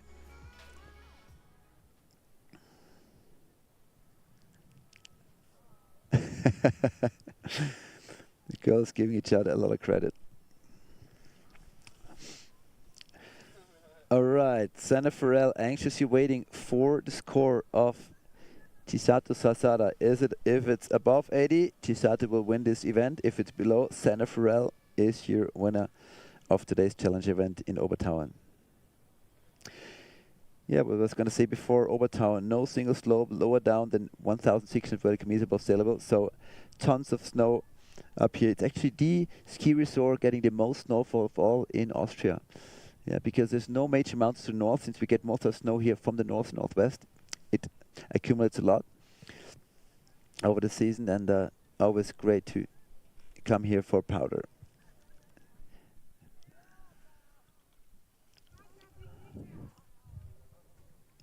Yay, Chisato being stoked for all of the Japanese community. It's so nice for them, yeah, across the world, just looking at their young talents being able to express themselves in very, very alpine mountains over here in Obertauern. Yeah, and a big dedication for anyone to plan to do a full challenge season here. I mean, for most riders travel between home and the challenger resorts, but for Chisato, she basically has to do a full season in Europe. In order to do that, you wouldn't want to go back and forth 6 times from Japan to Europe. 60.83, 9th place for Chisato Sasada, and that means we can congratulate our winners of the day, which is Senna Farrell from Australia in the first place. We'll have the rankings of today up here on display in a moment. Congratulations, Senna. Outstanding run. So much energy, so much speed. Wow, that's one for the books for you. Mila Delary backing up her last year's victory here with the second this year. And Lubera shows why she's qualified for next year's Freeride World Tour with 3rd place. Exactly, and a good score for Mia McNabb as well, hopefully assuring that she'll be able to stay on the Challengers. And I'm super stoked for Mona Falkner. She made up for a crash in Kitchenhorn, showing that she deserved the wild card with a 5th place in the solid 68, opening up a whole new area of the mountain day on that far skier's left side. Well, and we have a couple of no scores here, but it doesn't mean that Zoe Del Soppo, Eva Butt, and Ollie Olsen didn't ride well. No, they rode full gas, as we say. Didn't pay off this time. They got taken down. But congratulations to all the girls for putting up such a great show and for going so strong. Wow, well, as far as qualification for next year's Freeride World Tour goes, we knew before that in this category it was going to be Lou Barin and Zoe Del Soppo. Oh, we're alive. Okay, congratulations to Lou Barin and Zoe Del Soppo. We knew before you dropped in today that you were going to be qualified for next year's event. So that big props. Congratulations to your tickets for next year's Freeride World Tour.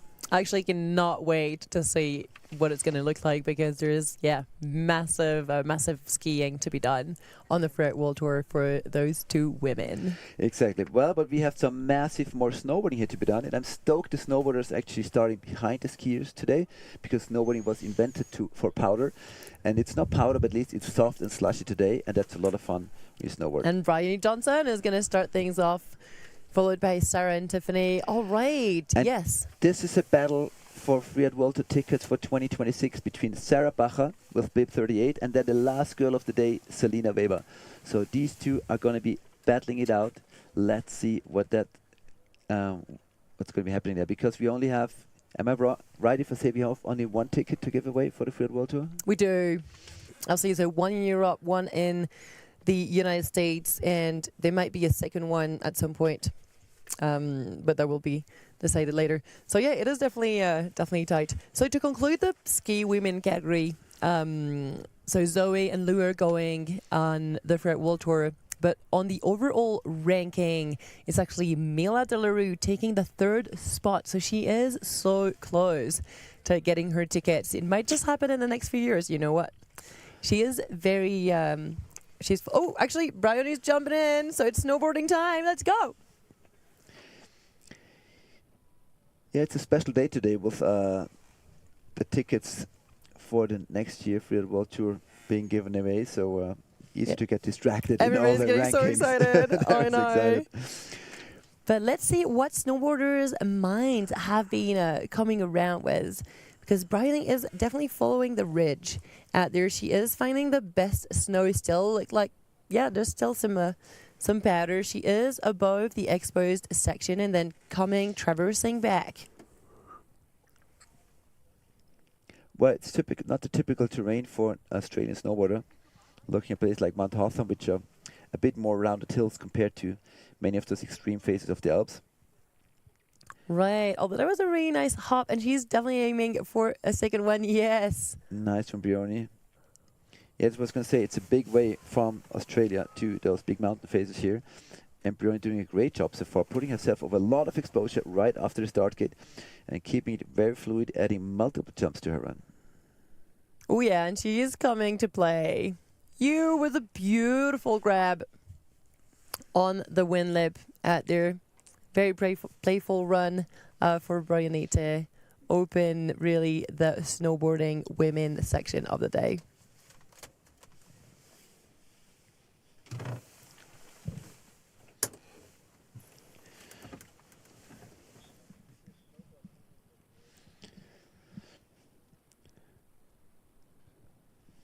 Oh yeah, and Brioni just passed the judging line, so she now knows that she's good to go calmly all the way to the finish line.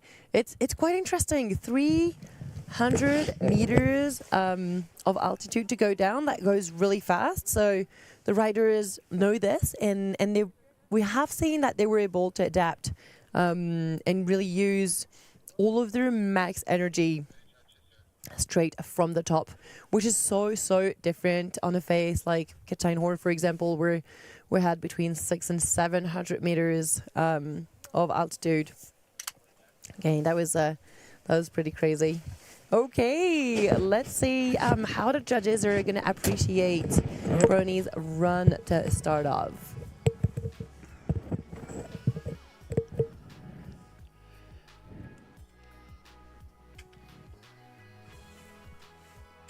Ooh, nice angle of her second cliff over there, and the beautiful lip. Yeah, she took her time in there. That looked easy. I wonder if she actually had her angle really right, because she landed really close to the rock in the landing of the wind lip. 59.67, close to 60 points. That's our first stand-up mark for Bjorni Johnson. Okay. Well, let's see. If the judges are leaving, definitely some space below and above it. The Red Bull flag over there is definitely still flying. Must be a little windy. And we've got, contenders for the Freeride World Tour next year, Sarah Bacher in the start gate. Ooh, she's had like 3 times the second place on the past events in Montafon, in Nenda, and in Kitzsteinhorn. Last week, she is second overall. Sarah Bacher on course. Yeah, Michaela Holst and Tiffany Perter also stand chance still to qualify, but if Sarah Bacher and Selena Weber do solid runs, it'll be a battle between the two of them. So Sarah Bacher following the ridge line. Wow, look at it, all that rock right next to her. Very solid. Yeah, making some nice turns. Okay, getting in the right orientation. Big air by Sarah, stomping. It's really nice. It takes a long time for her to get rid of the speed. Wow. Yeah, but that was so controlled. Yeah, Sarah not being the tallest person this planet. This was about 3 times as tall as herself. Does Christoph. Wow. And she's lining up another one. Another nice landing. Strong performance for Sarah. I'm stoked for her. So I'm a little bit enthusiastic, of course, me being Austrian. Like her. I can see you coming, Floor. No, I mean, those ladies, yeah. No, Sarah's such a talented rider. She's definitely got what it takes to make it to the pro world. And she's proven us right now. Going for another drop. This is the 3rd. It's been big. Like, she's definitely been following some of the ski women lines, even though her feet are attached. Exactly. And there she goes, crossing judging line. Well, Sarah Bacher did what she has to do to, put her claim, put her hands on that ticket for next year's Freeride World Tour. Now it's in the hands of others to decide who's actually going to get it. Exactly, and we've seen it in the men category. You never know until the very, very end. It's there's so much suspense.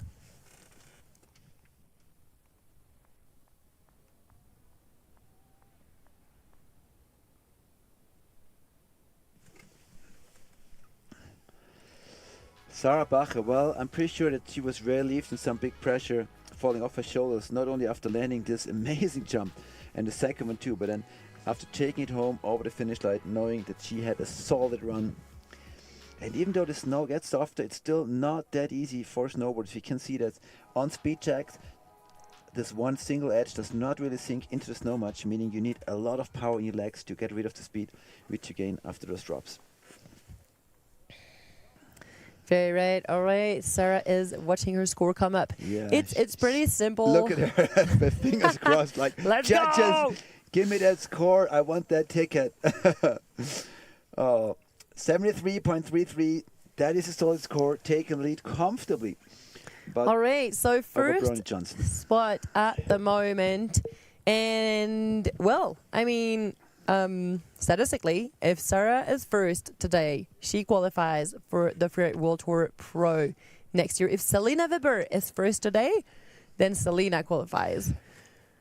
So, yeah, let's see who holds on to the first spot. Maybe nobody. Maybe Tiffany's just about to jump on it. Former Freeride World Tour rider Tiffany Perter and Michaela Holsten, the first 2 girls, the next 2 girls in the start gate, they both still have a chance to qualify, but each of them basically has to win the event, just like our man skier Finn Powell did with the last bib and just sneaked onto that 4th spot.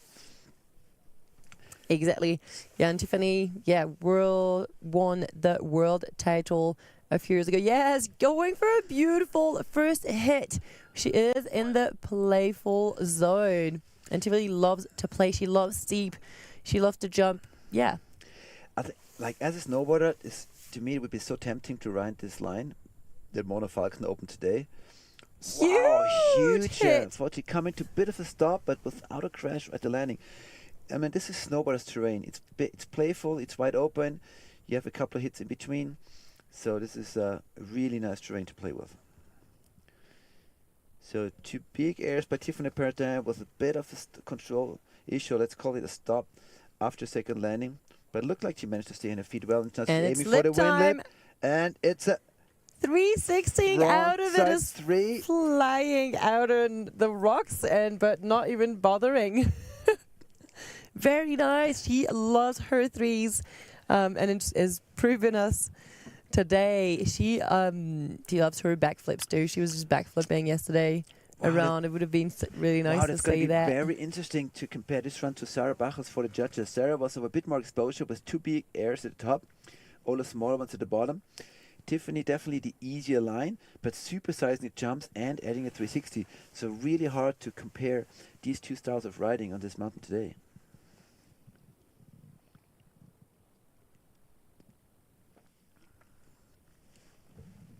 Yay! And another 360 out there Was that for Tiffany, just playing. that, She's already below the below judge judging line, line. But man, she's not traveled 9 hours to not have fun. So you know what? Might as well.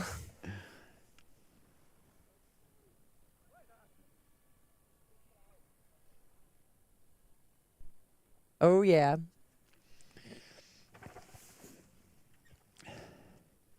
All right. Well, yeah. Let's see what the judges actually think about this. Tiffany, if you want a full story, Tiffany would win if Mikael is first.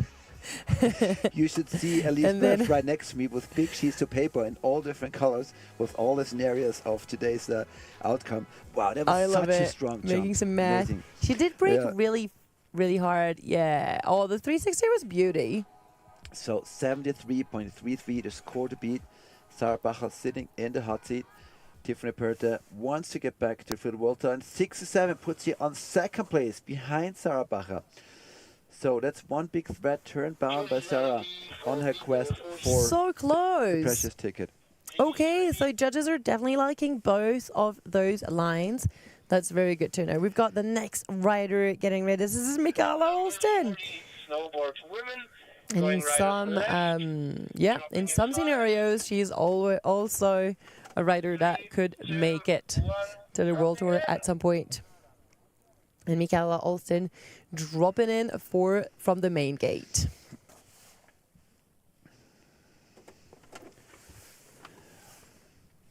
Okay, and she is playing, just dropping in, finding her way.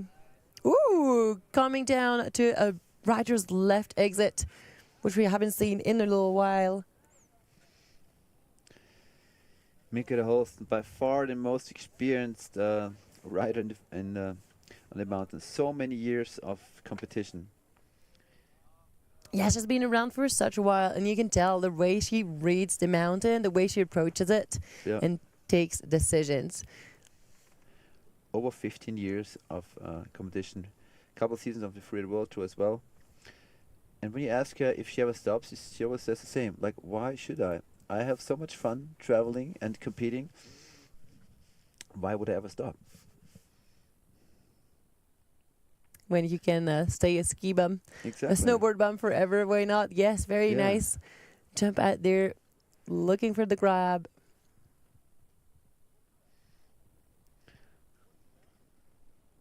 Nice air. I'm surprised we didn't see that more often today. I agree. Yeah, really nice. Yeah, taken in that direction, it looked very, very cool. Well, Michaela putting all that experience in a solid and fluid run, really connecting all those features in a very nice way. I wonder if it was spectacular enough to challenge Sarah Bachel's top airs, which were really outstanding today. We will know in a moment. That's right. Yeah, hard to tell. Michaela's been playing around, but the commitment from Sarah was also pretty impressive. Yeah. What I really like about our girls' snowboard field is how international it is. We have 8 girls, and it's Australia, Austria, France, Finland, Italy, Russia, and Germany.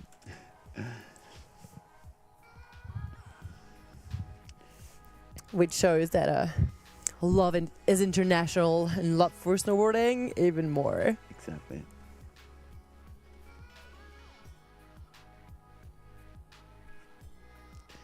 He has same air as Sarah. Bam, also stomping it. And then Eddie's his bonus feature at the bottom. Alright. 62.33 puts her in third place, right behind Tiffany Perrotin. Wow, another threat defied by Sarah Bacher. So, what? Elise is looking back at the list. Well, I think it's very easy. It's between Sarah and Elise and Selena now. And if Selena is ahead of Sarah, it's Selena who grabs a ticket. And if Sarah stays ahead, it's Sarah. I believe. Maybe I'm See, putting you're it making too the math complicated. too, Flo. Yeah, no, I'm just guessing.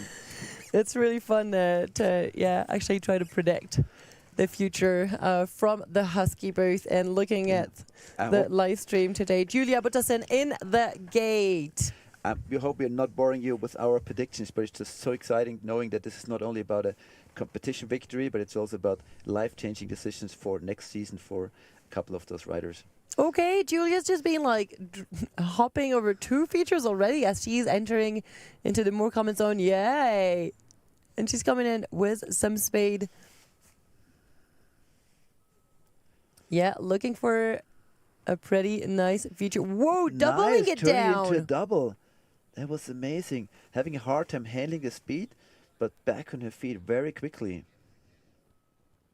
Oh yeah, yeah. She probably knew that it was not a right place to fall, so she had to really take it slow. Wow, taking this, which is almost like the mandatory air for the snowboard girls, riding it out, wild ride on the frontside edge. It looks so much nicer if a snowboarder gets rid of the speed on the frontside edge.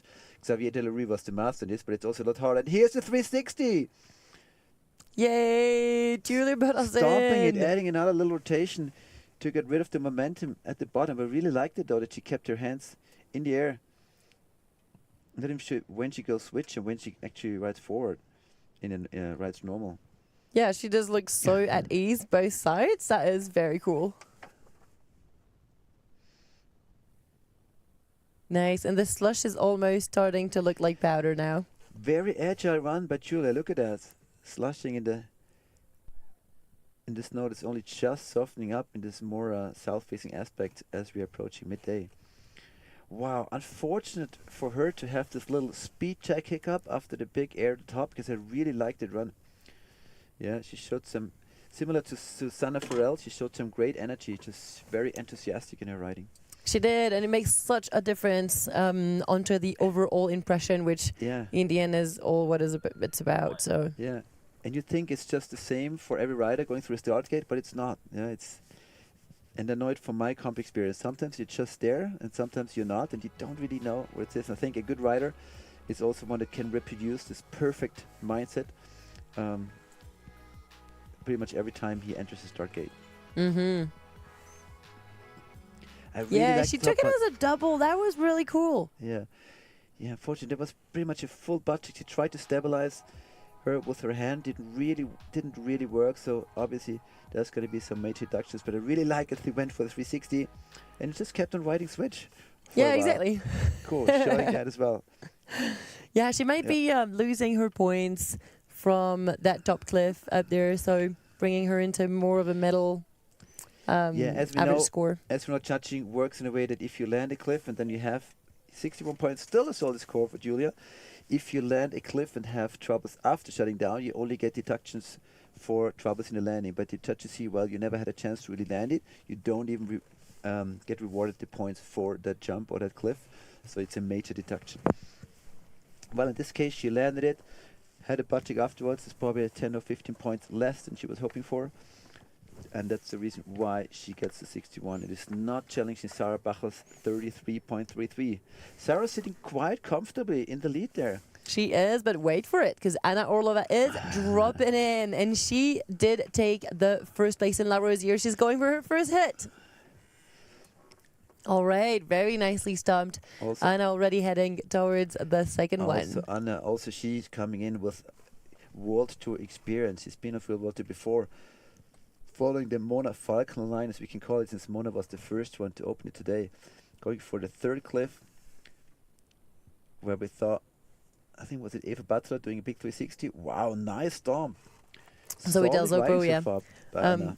Okay, good riding out there for Anna Orlova.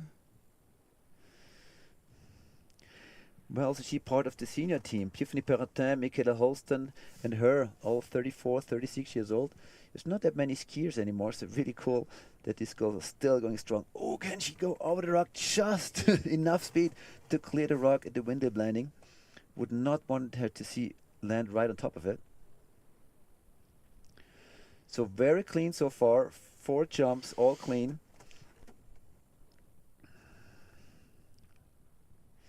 Yeah, she was. It is an easier line on that side of the mountain, but I think she really went solid on all of her 4 jumps. So again, hard to compare this one to Sarah Bacher, who maybe had less jumps, but in a more challenging terrain and a little bigger cliffs. Whereas Anna took the skiers left, the riders left, but really clean on all those 4 landings. Wow, Anna Orlova versus Sarah Bacher, and then we only have 2 girls left. Things are heating up. They very much are. Okay, very playful riding from Anna Orlova.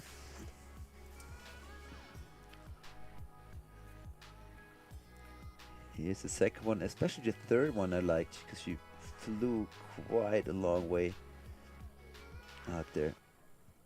And a solid stomp.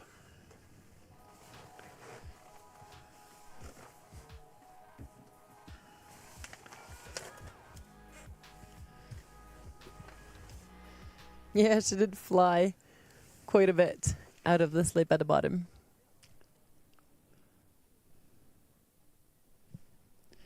"76 points, stealing a lead from Sarah Bacher. It was big enough. There was a couple of great stomps in there. Wow, pushing Sarah Bacher now to second. Things are really heating up. We have 2 riders left up there.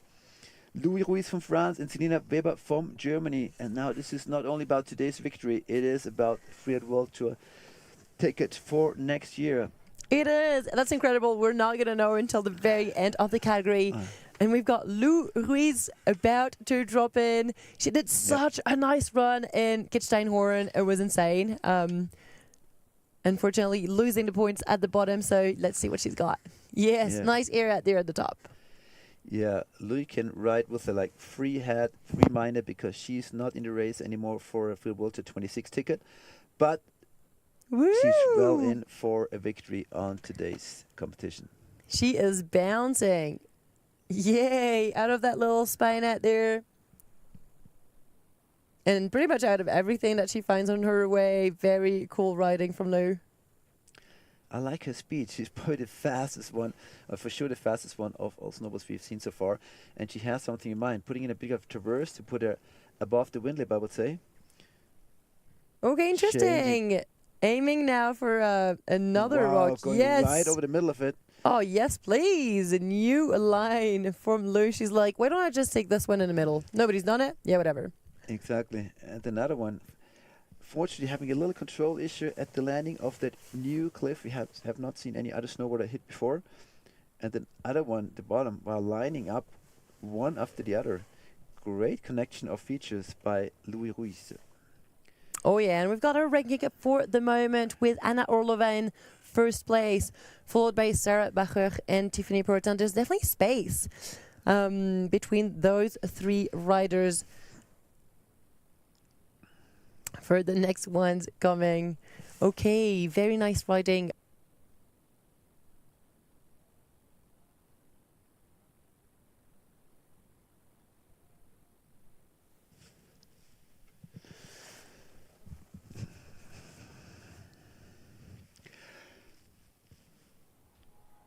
Right, let's check out the replay of this great run of Louis Ruiz representing Tignes in France. I really like the pace. That's what I meant before. I said it's like a snowboarder's playground. You have those big wide open fields for turns that with features in between it you can play with. Yeah, you're right. She's riding so fast in between the features. You're right. And definitely has had more creative jumps as well. Looking very natural. One little butt check here with her hand. So she might have lost. Check, she only had her hands down. 70 points. So it looks like the judges did not see her back touching his nose, just stabilizing things with her hand, putting the board sideways for a moment to get rid of the speed, and then continuing, putting herself in third place right now. And this could be... The podium just keeps changing, and Selena Weber needs to win this if she wants to go on the World Tour next season. Ladies and gentlemen, watching this event, Freeride World Tour Challenger by Orage 2025 Overtown, fasten your seatbelts, because this is now, as predicted almost, Sarah Bacher from Austria versus Selena Weber from Germany. Sarah is second right now in today's ranking, and if Selena overtakes her, that probably means that she will grab the ticket for next year's Freeride World Tour. But if Sarah stays in first, it's probably her going to next year's tour. So these whoever's next first 60 is seconds winning. Decide. Let's go. Selena Weber on course. Solid fluid riding at the top. Very similar line to Sarah Bacher. Maybe she thought, well, I just do the same as Sarah Bacher did, and just a little faster, a little bigger. Yeah, getting oriented. Setting up in the right way. She wants a fresh landing in order to land it. Unfortunately, going over the handlebars 3 times, 4 times, 5 times, 6 times. Holy shit, one of the biggest crashes of today by Selena Weber after landing off the cliff. She had slowed down nicely in order to get that fresh landing. But after putting the board down, she was sent over into multiple front flips. Oh, that was such a disappointing start of the run. Selena Weber just, sending it fully, and unfortunately taking a hit down. Thanks. She's riding. She's all right. She's all right, but she's riding with her goggle in her hand now. Well, knowing this is not going to be a winning run anymore after this amazing tumble. Lacking the words in English to describe the way That's she right. just plummeted down the mountain. Well, that's still some very nice and strong riding for somebody who's holding her goggles in her hand. Okay, too bad for Selena Weber. She was definitely going to show us what she was capable of today, and unfortunately, I was really the way she stopped at the top of the cliff, kind of getting ready for it, was not very typical for Selena. She's normally so loose and determined, so it seems like she had her mind game not quite where she wanted it to have, maybe putting a bit too much pressure on herself. What do you reckon? Exactly the same. She's really so much flowy and doesn't, you can't think. And maybe today she started thinking. She didn't look like she was going to start thinking, but, well, at least she is all right. This was where things went wild. I was really worried for a second that she's plummeting over the rocks and right next to next. Look at this crash. She's not going to make the podium, but she's definitely going to make the high road wheel of today's event. And that's definitely the best crash of the day. Crash of the day, I would say. So, well, we had some amazing crashes. I'm so glad she's all right. But in true World Tour spirit, the first person that she hugs with at the bottom is Sarah Bacher. So it's not like I said before, these girls are not riding against each other. They're riding against the challenges which they set themselves. Fortunately, 7 points for Selena Weber. And we are now waiting for the official confirmation of next year's Freeride World Tour ticket, while Selena Weber received those 7 points. So, all right, this is Sarah Bacher going on to the Freeride World Tour next season. Wow, incredible times out there. And Selena is just staying in second place. Her time will come probably very soon after. That's a fairy tale come true. Well, Anna Orlova taking the victory today with a super clean night over Sarah Bacher and Lou Ruiz, followed by Tiffany Perrotin, Mika Holstein, Selena Weber, unfortunately with the crash of the day in 8th place. But once more, Sarah Bacher gaining enough points to qualify for next year's Freeride World Tour. Well, she will be joining her boyfriend, Vale Reiner from Austria. So that'll be a happy couple traveling next year. Wow, I'm sure Vale was glued to the screen right here. Congratulations to a great run and a crazy run in the very big stream 2 days ago, Vale. Stoked for you guys to be able to look forward to a great winter of traveling together on the Freeride World Tour 2026. Great time. So nice to see Sarah and Selena being so tight all season long and sharing incredible riding, emotions, and yeah, just beautiful snowboarding, you know.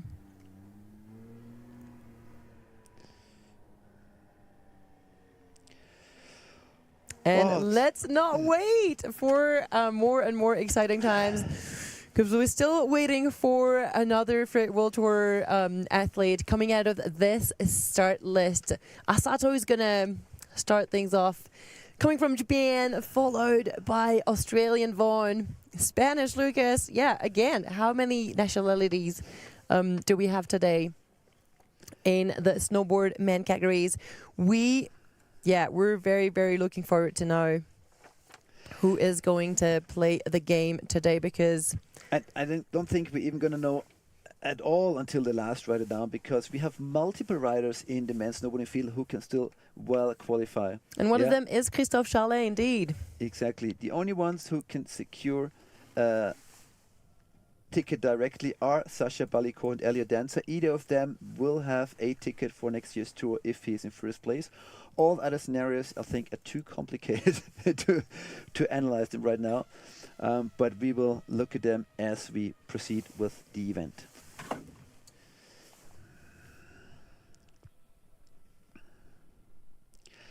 So, 2025 Freeride World Tour Challenger Obertauern, the last one of the season, presented to you by Orage, Van Dier, Scott, and Montreal. Asato Yoshida, first snowboarder of the day in the main category, dropping in right now.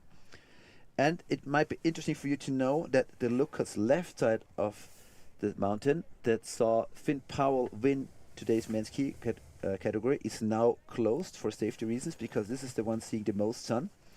I hope the snowboarders, there's not too many snowboarders who had to change the line on short notice the last time in the start gate, but well, they had enough time. Woo. And everyone usually comes up with a plan. Asato riding the rocks, and then, really aiming towards the very exposed part. He is bouncing out of all of the features out there. Very agile, very aggressive, just quick speed checks before his cliffs, and quick on his feet right after. Definitely aiming for the win limb here. Are we going to see a nice freestyle move? Wow, quite fast. With 360! Backside 3, perfectly managed his rotation. Actually waiting a long time to finish the last 90 degrees. That shows true freestyle skills, and this as well. Putting in a bit of switch riding. How Asato just like drags his 360s along. The one he did in Nanda was just insane. Over that 12-meter cliff. Yeah, saying hello to the safety crew. Yeah, it feels like he enjoys like still going backwards, so to say, and it's just finishing the rotation the moment before he puts the board down to the snow. He does. Yeah, and that needs so much experience. I never managed to arrive to the point. Like my takeoffs defined my rotating speed. Yeah, you should go riding with Asato. Yeah, true. Yeah, maybe it's too late for me to pick it up now, but well. Never too late, Flo. Exactly. Definitely more fun time to be had on the mountain. Okay, I love Asato's his Japanese style, putting both of his hands above his head, thanking for a good run and for a great season on the Freeride World Tour Challenger Series. Absolutely. 38 years old. He's twice the age than César Barin or Kia Chrétien, and they're still competing in the same category. I really like that. Yeah, check out the landing he found out there. There's like full pow, and then definitely no full zone where he landed. Yeah, this top section was really nice. The way he connected both cliffs and the speed checks that came with it, can't do much better. Mm-hmm. Yeah, really stylish 3. Yeah. That's gonna be really nice for the judges to actually, All right, 69.33. That's a first benchmark. So that means the judges believe that there's a lot more possible. What did you expect? 2 backflips? I mean, that was a great run. Yeah, I'm expecting some backflips. I mean, check out who's coming next. Von Hardwick loves a backflip. So I'm really looking forward to see that. And I know Vaughn has had a bit of a rough season. Like he was gambling high on many runs, going for big moves, and crashed a couple of times. But I'm pretty sure since this is the last event of the season, he's going to do the same. Okay, Such let's a see ni- how he comes in. Such a nice family, the Hardwick family. Yeah, that's a backflip at the very first cliff. We haven't seen anyone do a trick up there. Needs an Australian snowboarder to show the world how it's done. boy. Congratulations, Vaughn, already. Too early to chill out and take it home, but keep that pace. We'd love to see you finish a run on your feet. And so far, this has been looking great. Super nice family, the Hardwicks. All four of them together with his younger brother Gabe are traveling Europe and Big go from hit. competition to competition. Wow, flawless run so far, huh? Very, very Nice nice. That was, pretty big. He came out with so much speed. Really nice riding. There, one more hit. Well, big props to his parents, Neil and Belle, for enabling the boys to travel Europe. Here comes the backside 3. His mother being a former pro surfer. All and his brother being a right. pro motorcycle racer, so a really sporty family. Nice tail right there. Sweet. It looks like Yeah, Vaughn had Vaughn, so much congratulations. fun on this face today. And If you see him Yeah, clap his very hands cool. on his legs, that's probably as emotional as Vaughn gets about his riding. That means like I'm super proud, just a little clap. Self-clapping. Nice one, Vaughn. Yeah. Snowboarder trick. Yeah, I don't think he would ever raise his arms for a claim. Nice one, Vaughn. Congratulations. What a way to finish off the season. Yeah. Alrighty. Yeah. I mean, that was so stylish. Let's watch that backflip one more time. How can we get the idea to do that? And like Bam. literally landing in the right spot. Nice shifty up there. Third air also clean. All Such a pretty nice run by big. Vaughn. Yeah. And perfectly stumped. Boom and 2-3-60. 76.0 by Vaughn Hardwick. Congratulations. That's a solid score, Vaughn. Yeah. Haven't seen him smile like that after his runs for a while. Stoked for you, Vaughn. All right. All Vaughn really wants is to be on the Challengers next season, and it's looking quite promising. That was potentially a big step that way, yeah. Every point counts. Lucas Muñoz y para España. Vamos. Vamos España, bienvenidos a toda la gente de España que están con nosotros ahora. Saludos Aquí a toda la Obertauern. Saludos a toda la familia que nos están mirando y bueno, que desde el Pirineo espero que esté todo muy bien. La próxima vez vamos a hablar todo en español, todo el show. So next time we'll do the whole show ¡Viva in la Spanish. fiesta! We could take turns. We do one in English, one in German, one in French, one in Spanish. Yeah, I mean, if That'd we be need to really adapt to funny. the riders' nationalities, then what about you pick Japanese? Konnichiwa. That's it. Yeah, Oh, look at the way to enter the face. Lucas Munoz was like a hand track track three. three. Beautiful. That was so cool. Nice and Boom. fluid over the first hit. He's on fire. He's really on fire. Can he make it up to the second hit? No, not sure if he wanted to. If he was too fast. He's got to much make it up better to do. Yeah, but he's other stuff to do. It's just say, well, let's just go for this rock instead. This one he'll make it up. Okay, taking the pace a little bit slower because, ooh, yep. I mean, Nice no and stable. problem for Lucas. He is so in Yeah. control. And his fluidity is really high up to a lot of energy in his riding today from the moment he came off the window with the 3. And here's Yes, the grab beautiful for you. grab. A bit of stabilizing his position with his hand, but keeping his body away from the snow, and he'll be Another 3 head dragging it. Yeah, buddy. This is definitely corn snow adaptation style. Exactly. There, and it's looking good. And Lucas is stoked. We see more emotions today from the riders approaching the finish line than in most other events. It's really interesting. Huh? Seems like with this being the last event of the season, knowing all I have to do is go through that finish line, and then that's it for this year. They releasing all that energy.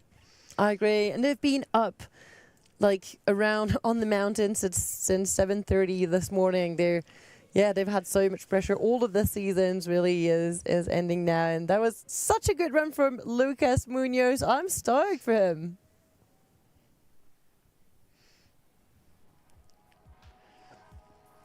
Yeah, let's check out that 3. You. It wasn't big, but it definitely showed the judges, hey, here I am. And I'm entering with a handbrake 3. Yeah, that was a really good hit at the top. This one's sweet.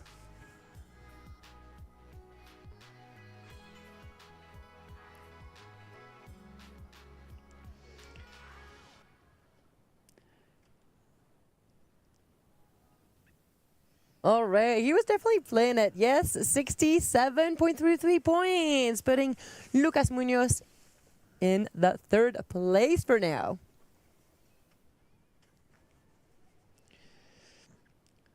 Well, that'll be a hard one to hold on to, since we have quite a few more riders up there in the start gate in our last category of this year's Challenger here in Obertauern. Look at the backdrop.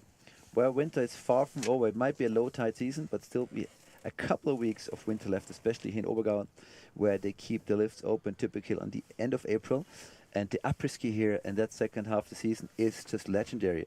There's a couple of huts up the mountain that will keep open well after sunset. And if you have never tried it before, come here, enjoy the spring skiing and the famous Obertauern après-ski. And we enjoy Mark Robert dropping in.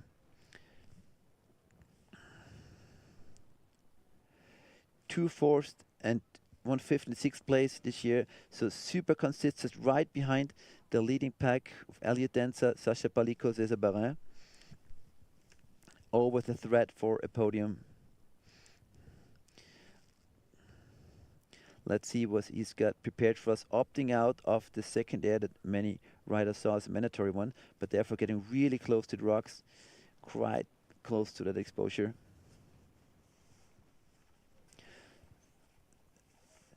Solid landing, bit of a speed check and approaching the wind lip. Looks like he's super focused on something there. Mark Roberts, here we go. That'll be a frontside 3. Nice one. No problem landing it. Great control of the rotation speed. Yes, beautiful. So much air. The Valésien from Jasseral. Jasseral or Jasseral? Jasseral, I believe. The whole valley area having produced many of the world's best snowboarder over the years. Xavier Jourdan,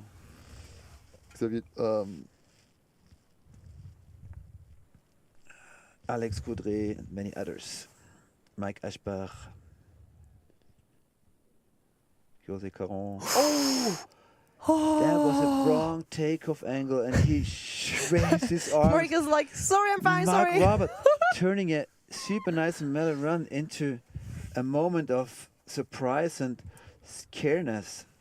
Holy fucking moly. Yeah, that's like, I'm surprised he didn't break his board on this. Oh, maybe he did break it, but it still seems to function for him to ride. So a bit of a mistake at the angle of a takeoff, and all of a sudden a life-threatening situation for Mark Roberts as he flies towards the rock. There was the double 180 entry. First there, really smart. Looks like he put a tail grab in there.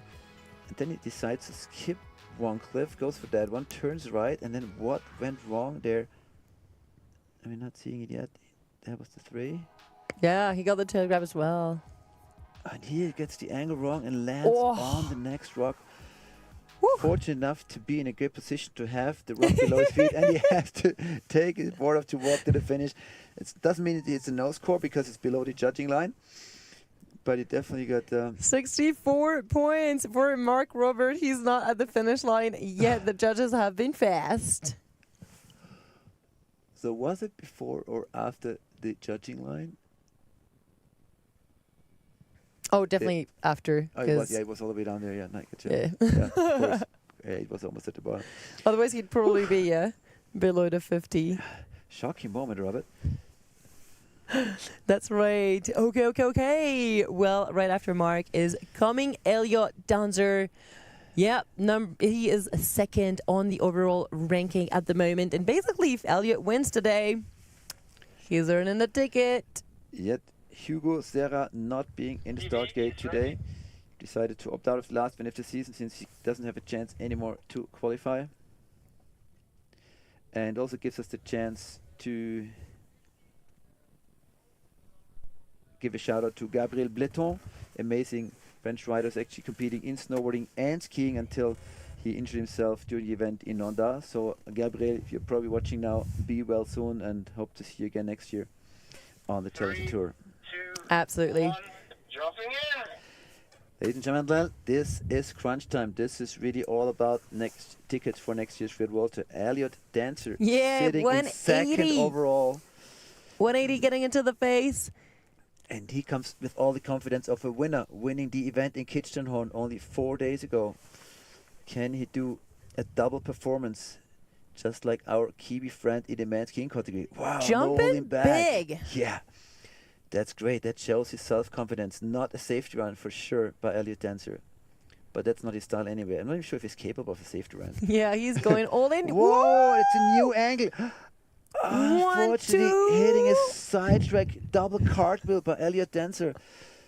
That is heartbreaking. Approaching the winded now. Is he still have the stamina to go? Yeah, laid out backflip. No problem for him to stomp it. Wow, that was incredible. I mean, we should just, we love a front flip in the middle of a face, especially if nothing happens. That was really good riding out there from Elliot. He jumped so big.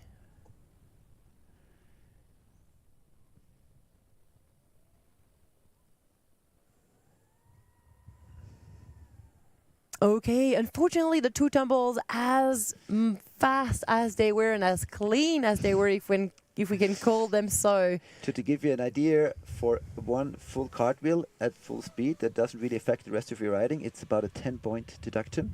So if you do two of those, it's minus 20.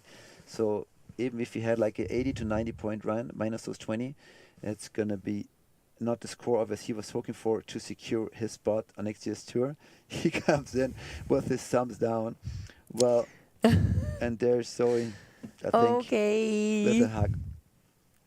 Yeah. Oh, he was so confident. The top air was so big, really supersized it. Let's see what went wrong at the landing of that second air. Super comfortable top air. And then going big off that one with a nice grab. Beautiful stall on the fronted edge. And that he lands it and pretty much putting his nose right onto a traverse track that was probably not as soft yet as the other snow. And that's sending him straight to still being to loose enough his to send his backflip. That was backflip. really cool.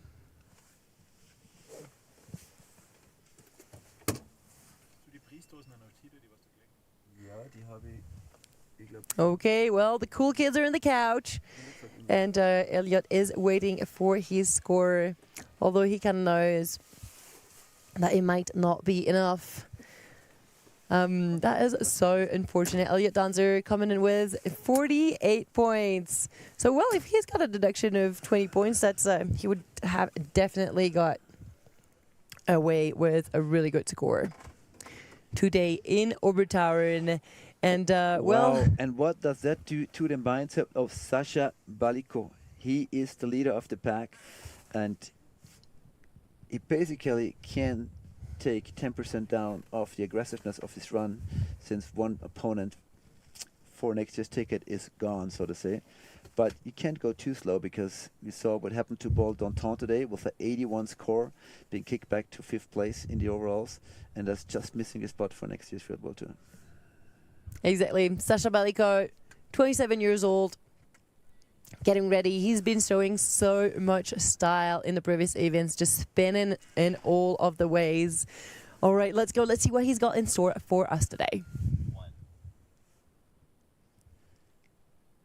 Yay, transferring a bit like Elliot, jumping. Almost identical top part as Elliot, and also here very similar. Yes, getting a takeoff right at there, because he is regular, so that changes the things quite a bit when you're above the exposed zone. He's flying out of it though, and yes, he is finding the next air. Yeah, riding it a bit more playful, a bit less aggressive than Elliot just before. So probably very smart by him, just taking just 10% off the top, not risking too much, and knowing all he has to do is put it clean but still solid run down. Yeah, jumping and absorbing that last rock over there. Yeah, he knows that he basically needs to come down clean and safe. All right, nice hit. We can see the grass And that's out of it. He's Crossing flying it, judging line towards the start. right there, right now. So Sasha Balicki doing what he had to do, coming down clean after the fall, a big crash off Elliot Dancer. But he still needs a solid core to be high up enough in the ranking to defeat his other opponents. 76. Cesar Barin and Christophe Chalet are right behind him in the ranking, just waiting for his core to be low enough to overtake him. Totally. All right. Well, it was kind of weird to not see Sasha spin. He's usually the biggest spinner on the mountain, and I love it. But you realize how quiet it was in the finish line? You really see, like, when a rider does something exceptional, like a high energy run, the other riders will award it. If someone rides a more mellow safety run, like Sasha just now did, there's not a big whoop whoop. Yeah, but I mean, at some point you've got to be strategic. And well, he has put it all at stake so many times this year, putting out high-end runs with big moves and amazing freestyle tricks. Look how closely he's watching this core. Oh. Sasha wants to know what is going on today.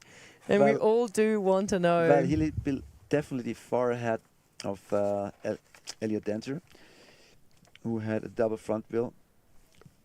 And actually, if Sasha is 1 to 3rd, he is qualified for the Pro Tour next season. Right. That's all he needs to be in the top 3, and it's a well, second he's place. Second for now, 71. But, and let me go, but 1, 2, 3, 4, 5, 6 riders still in the start gate. So if he's going to be pushed back more than one spot, then we will need the Freeride World Tour Central Station again to do the math. Here comes your triple freeride junior world champion, Créa Chrétien, whose mom got run over by a skier a few weeks back and will recover many months from that. So once again, all the best to the Chrétien family. Okay, let's go. Kia on fire. I was laughing. He's so agile. He's a rather small person, but he's crouched down and so quick on his feet. Absolutely, the dude is a cat. He can recover. Yeah, Check this out. Super Boom. fluid. Very Changing nice, orientation. Yeah. So fast out there. A lot of energy in this run back here. Wow, where is he yes, going? buddy. Woohoo! Finding a new Jumping. air. Beautiful. That's going to score for creativity and line shots. It can still make it over to the window. Jumping into the couloir like Thinking, nobody no, else don't need it. I had. just go for straight airs. Wow, probably the fastest snowboarder run down today. Going for the Anthony cut there with a free landing on grass, pretty much riding out. Oh yes, buddy. This is exactly what the judges wanted to see. More creativity today. Oh, that's what we wanted to see. Wow, Créa Chrétien being a big threat now for Juan Hardwick sitting in that hot seat. Oh yeah, and he might take Sasha Balicki one foot down. I almost dare to say that this was above 71 points, and this is what Sasha Balicki sits at. Wow. I don't dare to make any predictions for the overall score, but Kea is stoked. Oh well, going for the turtle move. Yeah. They're at the bottom. He did not have the season he expected. He did put in a second place at Nonda, but most other results were not the way he wanted them. Nevertheless, this was great stuff by Kia. So fluid from top to bottom. Super creative, this entry here. Oh yeah, and finding popping a great pocket out of the takeoff in order to make it into the couloir. And putting in the small fronted 3 here at the very end, Anthony caught air. He could really have got the the trees out there. That was almost going wrong, but no worries for it, Kia. Okay, check out those judges. It's focus time. Look, 80 points for Kia Chrétien. I think that's his best score of the season. He will be stoked. Wow, pushing Von Havering second and Sasha Balicki to third. Oh la la. All right. Things are moving. And yeah, the podium is just evolving. The judges were right to leave some space at the top there. And they might be right to leave some more space for Arvid Gustafsson. We've seen some really nice air from Arvid actually in the past few comps. He couldn't always hold on to it, so hopefully today is the day, and he's in for a play, standing at the top of the playground. So he has moved over on the ridge while we were getting the score. Doing the monofalcon line with a clean first air. Such a nice combo. You jump, 2 turns, next jump, 2 turns, next jump. Really playful, looking very solid so far.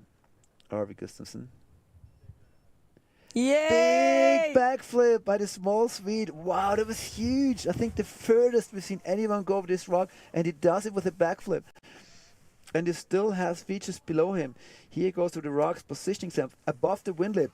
Wow, what's he gonna do? Looks like he's ready to risk it all today. Saying, well, this is just fun. Another backflip! And also putting this one to his feet. Double backflip run by Arvid Gustafsson. Looked like this is another rider who just needed a loose mindset of the nothing to lose last. This is the last event of the season kind of state of mind.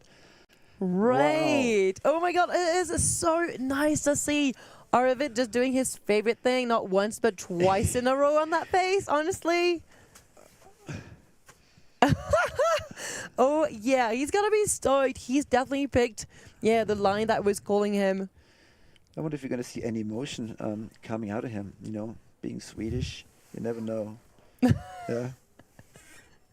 Well, yeah, Okay, let's see. Taking off his goggles and gloves before the finish line, that's like pretty emotional, I think, for Arvid Gustafsson. Very relaxed. Yeah. Yes, boy. Oh, wow. Yeah, that was Sandy. Welcomed by Von Hardwick, who says, well, I might have to move from that hot seat, but let's see. Not an easy takeoff, and it's definitely What a good downhill. landing. He jumped like easily 15, 16 meters on that jump. And then he comes to the next one. I thought he was going to go for a 360, but no. Me too. Another He was kind backflip. of like Yeah, prepping maybe it. decided last moment. And then he's like, why not? Perfect speed for the transition.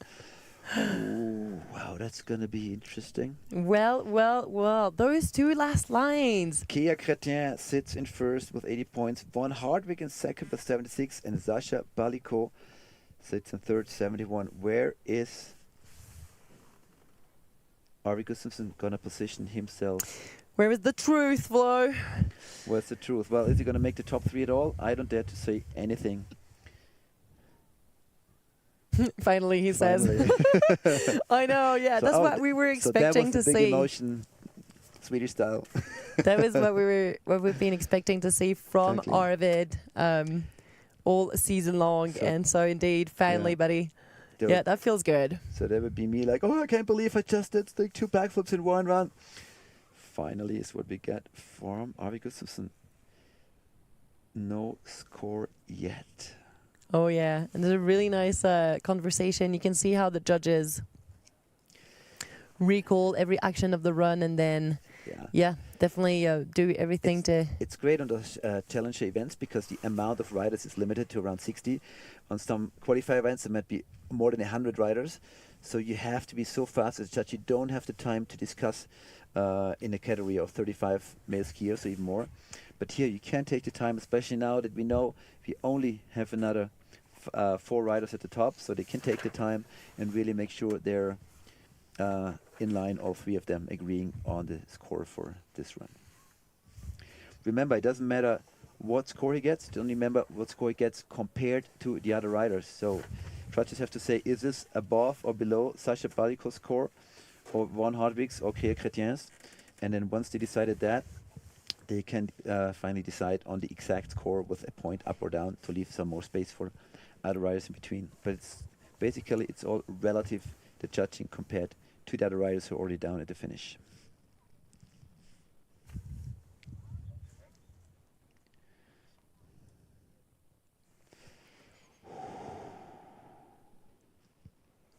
Oh yeah, Arvid Gustafsson is he's been training in Verbier. It's funny, I see even Dodo Conrad, who's actually supposed to be the video judge, talking to us. 81.67, 1.67 points ahead of Kea Chrétien. Wow, that is amazing. Arvid Gustafsson, congratulations. Okay. His only comment on this run being a very dry finally. And yeah, finally you are leading the pack. Arvid, congratulations. Yeah, man, pushing Sasha out of the podium, I believe. So things are getting trickier. There's such an incredible level today in this category. This is very, very fun to watch, and I'm so excited to see César Barin on course. C'est parti. César Barin, winner of the event in Montafon, second 4 days ago at Kitchenhorn, hitting third of all. A serious contender for one of the precious tickets to compete on next year's Freeride World Tour. Hit out there at the top. Yeah, César taking it. Classic line so far. Seems really agile, no hesitation.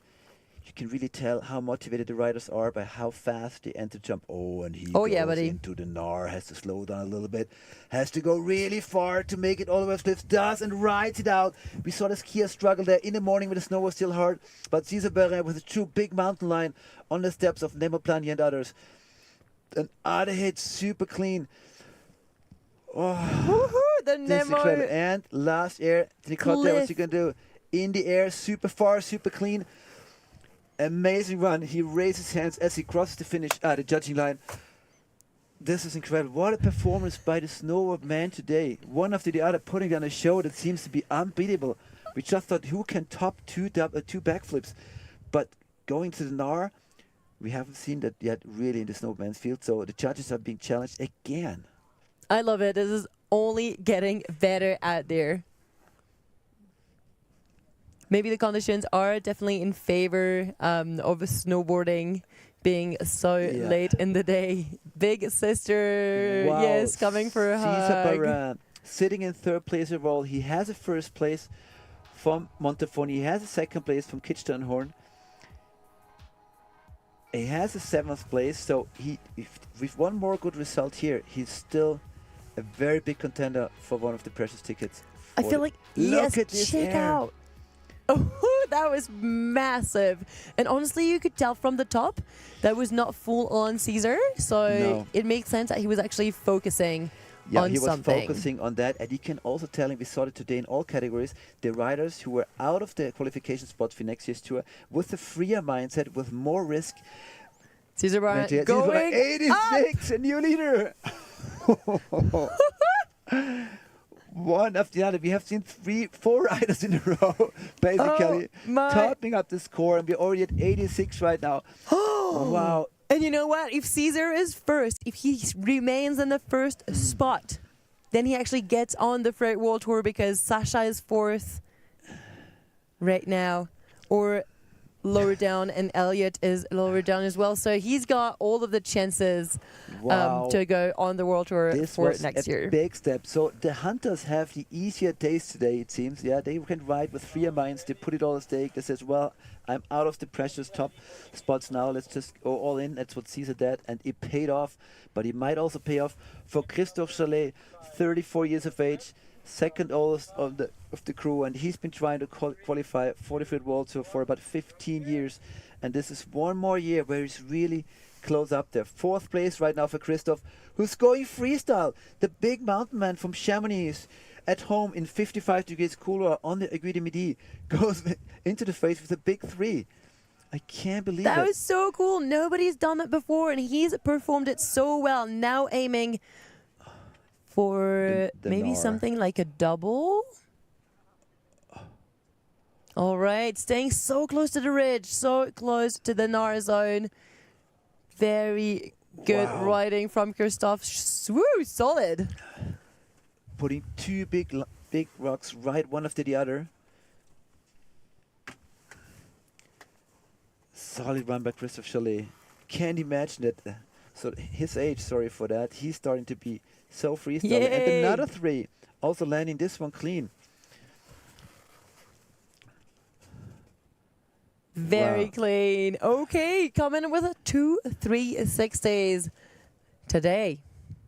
And some big hits in the middle. Yep, Christophe Chalet doing what he knows how to do best. So clean as well. Wow, congratulations, Christopher. A great run. more freestyle than I have seen you put in a lot of videos. Look at that. That was not easy up there, the 3, and it still travels big. quite far. And literally landing on a traverse. Going really close to that drop off there. Good speed control. I really like the snowboarder show today. So many great runs. I mean, it is really snowboard conditions, that soft midday spring snow allowing for great jumps and fairly easy slowdowns. It's so nice to see all of the snowboard men putting down their runs and just being stoked at the bottom. It's such a relief after this morning's hikes up. So for a podium, Christopher Slade needs 80 points. Kia Chrétien, whose run we thought for a moment might be almost unbeatable, is in 3rd place right now with 80. Let's see where Christopher can position himself. And then we are down to the last 2 riders of the day. The last 2 riders of this year's Freeride World Tour Challenger Tour by Orash. Wow. Well, Obertauern delivers great snow, a great setting. The riders deliver. We were a little worried in the morning with a couple of crashes among the male skiers with the snow still being fairly hard. Up at the moment, this is really awesome riding that we see. One after the other putting down a great show. Exactly. There's some conditions where, yeah, really as well, snowboarding, sometimes it makes more sense than skiing. I love that the riders can do both. I like that, what you just said. There is days where nobody makes more sense. 8th place for Christopher Slade, not quite able to match with Caesar, Arvid, and Kea, and positioning himself in 8th place right now. Well, 6-6 can be a close to podium score, but in today's amazing level in the men's snowboarding crew, it's an 8th place so far for Christopher. Exactly. We can see the next rider on course, James, is literally dancing there in the start gate. He's so ready. He's been riding so well recently. It has not necessarily paid off, but yeah, very, very looking forward to see. Not really being able to put a clean run down, but it's also because he goes all in on pretty much every run that he does on these events. Okay, well, towards the classical line over there and staying very right. Anyone before him. Super fluid approach to the top cliff.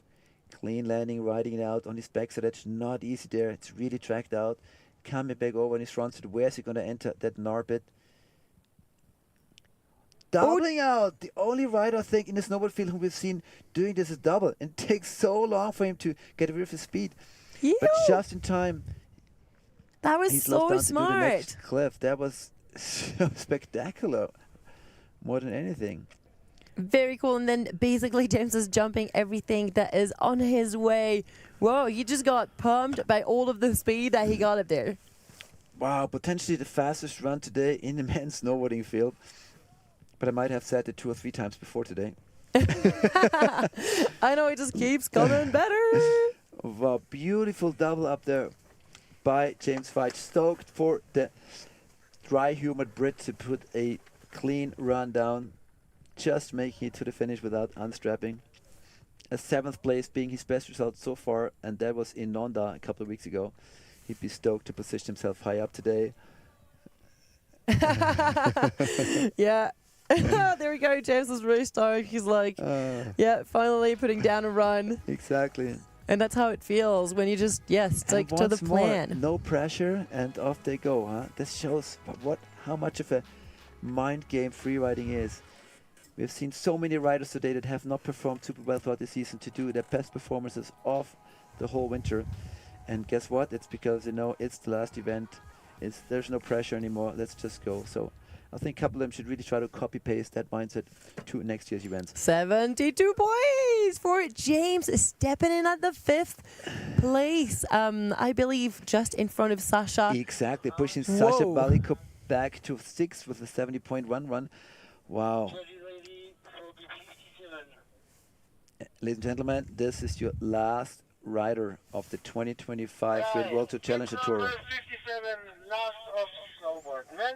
And last rider of the day, dropping in 5, 4, 3, 2, 1, dropping in. Gabe Bosan ranked 5th and winner of the Nonda Challenger just a couple years back. So capable of landing at the top of the podium at any time and following the almost mandatory top line on the far skis right, going further right again than anyone else. How far right can you go before you fall down on the other side? Wow, look at it. One more time, all this exposure. Gabin staying on his backside for a little while, but I think in this case he's allowed to do so because where he wants to go, that is pretty crazy. Not easy on your backside edge. He wants to go all the way out there, doing a little jump, first time back to his frontside edge, finding a fresh entry there and finding good snow. That's east direction. That had seen the sun since the morning with a huge exit there. Wow! Incredible big mountain skills out there for Gabin. Oh, and he's not done. He's not done, deciding not for the wind, but for this cliff. A nice straight air, and I believe you see one more hit approaching the Anthony Cott there, and we see a backflip, which he perfectly lands. How well can you stick a backflip as a snowboarder? And another one showing all the emotion as he crosses the judging line. Look at Gabin Bosan. Wow, how many times, like hardly any time we have seen so many riders showing so much emotion coming down. Look how stoked he is. Oh, what a way to end today's competition. All right. Incredible riding. Gabin's just going to sneak in. Yeah, either top of the ranking, probably. So, well, let's focus on the emotion and on the ranking that will be given to Gabin Bosan first, and then we just wait till we have a confirmed absolutely. overall ranking Then before we can say anything. Then we can go through the winners of the day. Exactly. And then maybe we can make sure we've got the overall. Check out that flight. Wow. That's only 2 The riders. only thing I might be afraid of is that he gets some reduction in fluidity, because to enter the area to the jump he had to be really slow, but that air was amazing. That Caesar should have put down, but Caesar resisted so hard to do something out there. Gabin just, threw it down. Because he's not losing. Well, he's got nothing it's to still lose. 80 points he needs for a podium. That's Pierre Chrétien at the podium. And to beat Sasha Balico, he needs 71. So let's see what the score is going to be for our last ride of the day. Well, thanks to Orange, Fondier, Scott, and Montreal to make this happen. 69 points. Probably that's the deduction coming from that fluidity at the top as he's entering the steep part of the face. Does not really understand it, but hopefully when he sees the run for one more time, it will be a bit more clear to him. We have a final ranking, ladies and gentlemen. We have a ranking for today's event. We don't have a ranking yet for the overalls. All right, and our winner of the day is César Barin, just, going all balls into the Nar, followed by the double backflip boy Arvid Gustafsson and Kia Chrétien. Wow, Vaughan doing amazing as well in the 4th place, probably assuring himself a little spot on the Challenger for next year. James Vecht with his beautiful run, sticking it in. And then Sasha Balico in 6th place.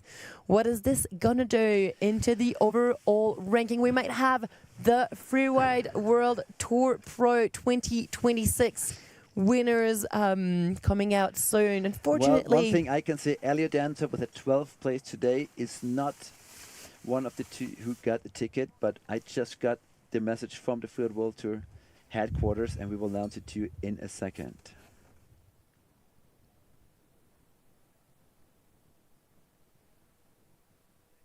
packing his bag onto the stair out there. César Barin waiting for the results. And so is everybody. They're getting ready for their podium as well.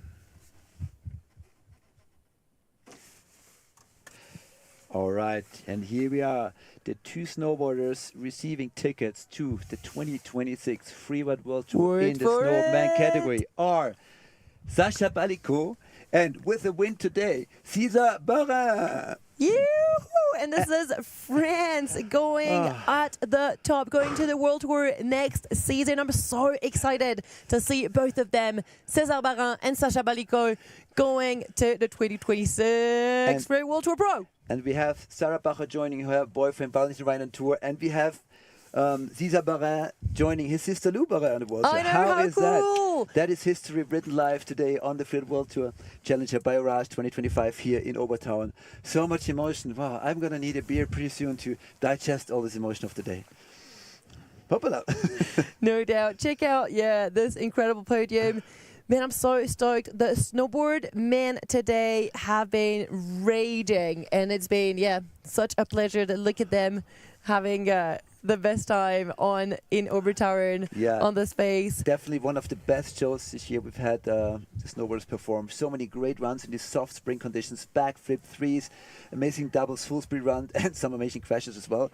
But we really loved that show. I agree. Some really, really big lines. Well, this is the last thing to do. I guess everybody's just going to go and party right now. The Challenger Series by Orage are over, and it's been an absolute blast for everybody. And if you are in Overtown today, well, find the crew, and because there's a lot of people going to do a lot of partying today. You know, the ones who didn't make it to next year's Freeride World Tour, well, they're still going to celebrate, and those who made it, they're going to celebrate till the morning light, I'm very sure. Yes, there is no doubt about this. And we will definitely see all of you ski and snowboard fans next season on the Challenger Series for a lot more action. Well, we say thank you, Elise, for commentating here with me. It was great. It was a great season. This is the last show, the last Challenger of the year. So this is it. We go into summer break, but not before we do another month of spring skiing and snowboarding. Thanks, ladies and gentlemen, for watching. This was the 2025 Freeride World Tour Challenger Series. This last one coming from Obertown, presented by Orage. Thanks for watching. And now let's go have a beer and do some spring skiing. You! Have fun!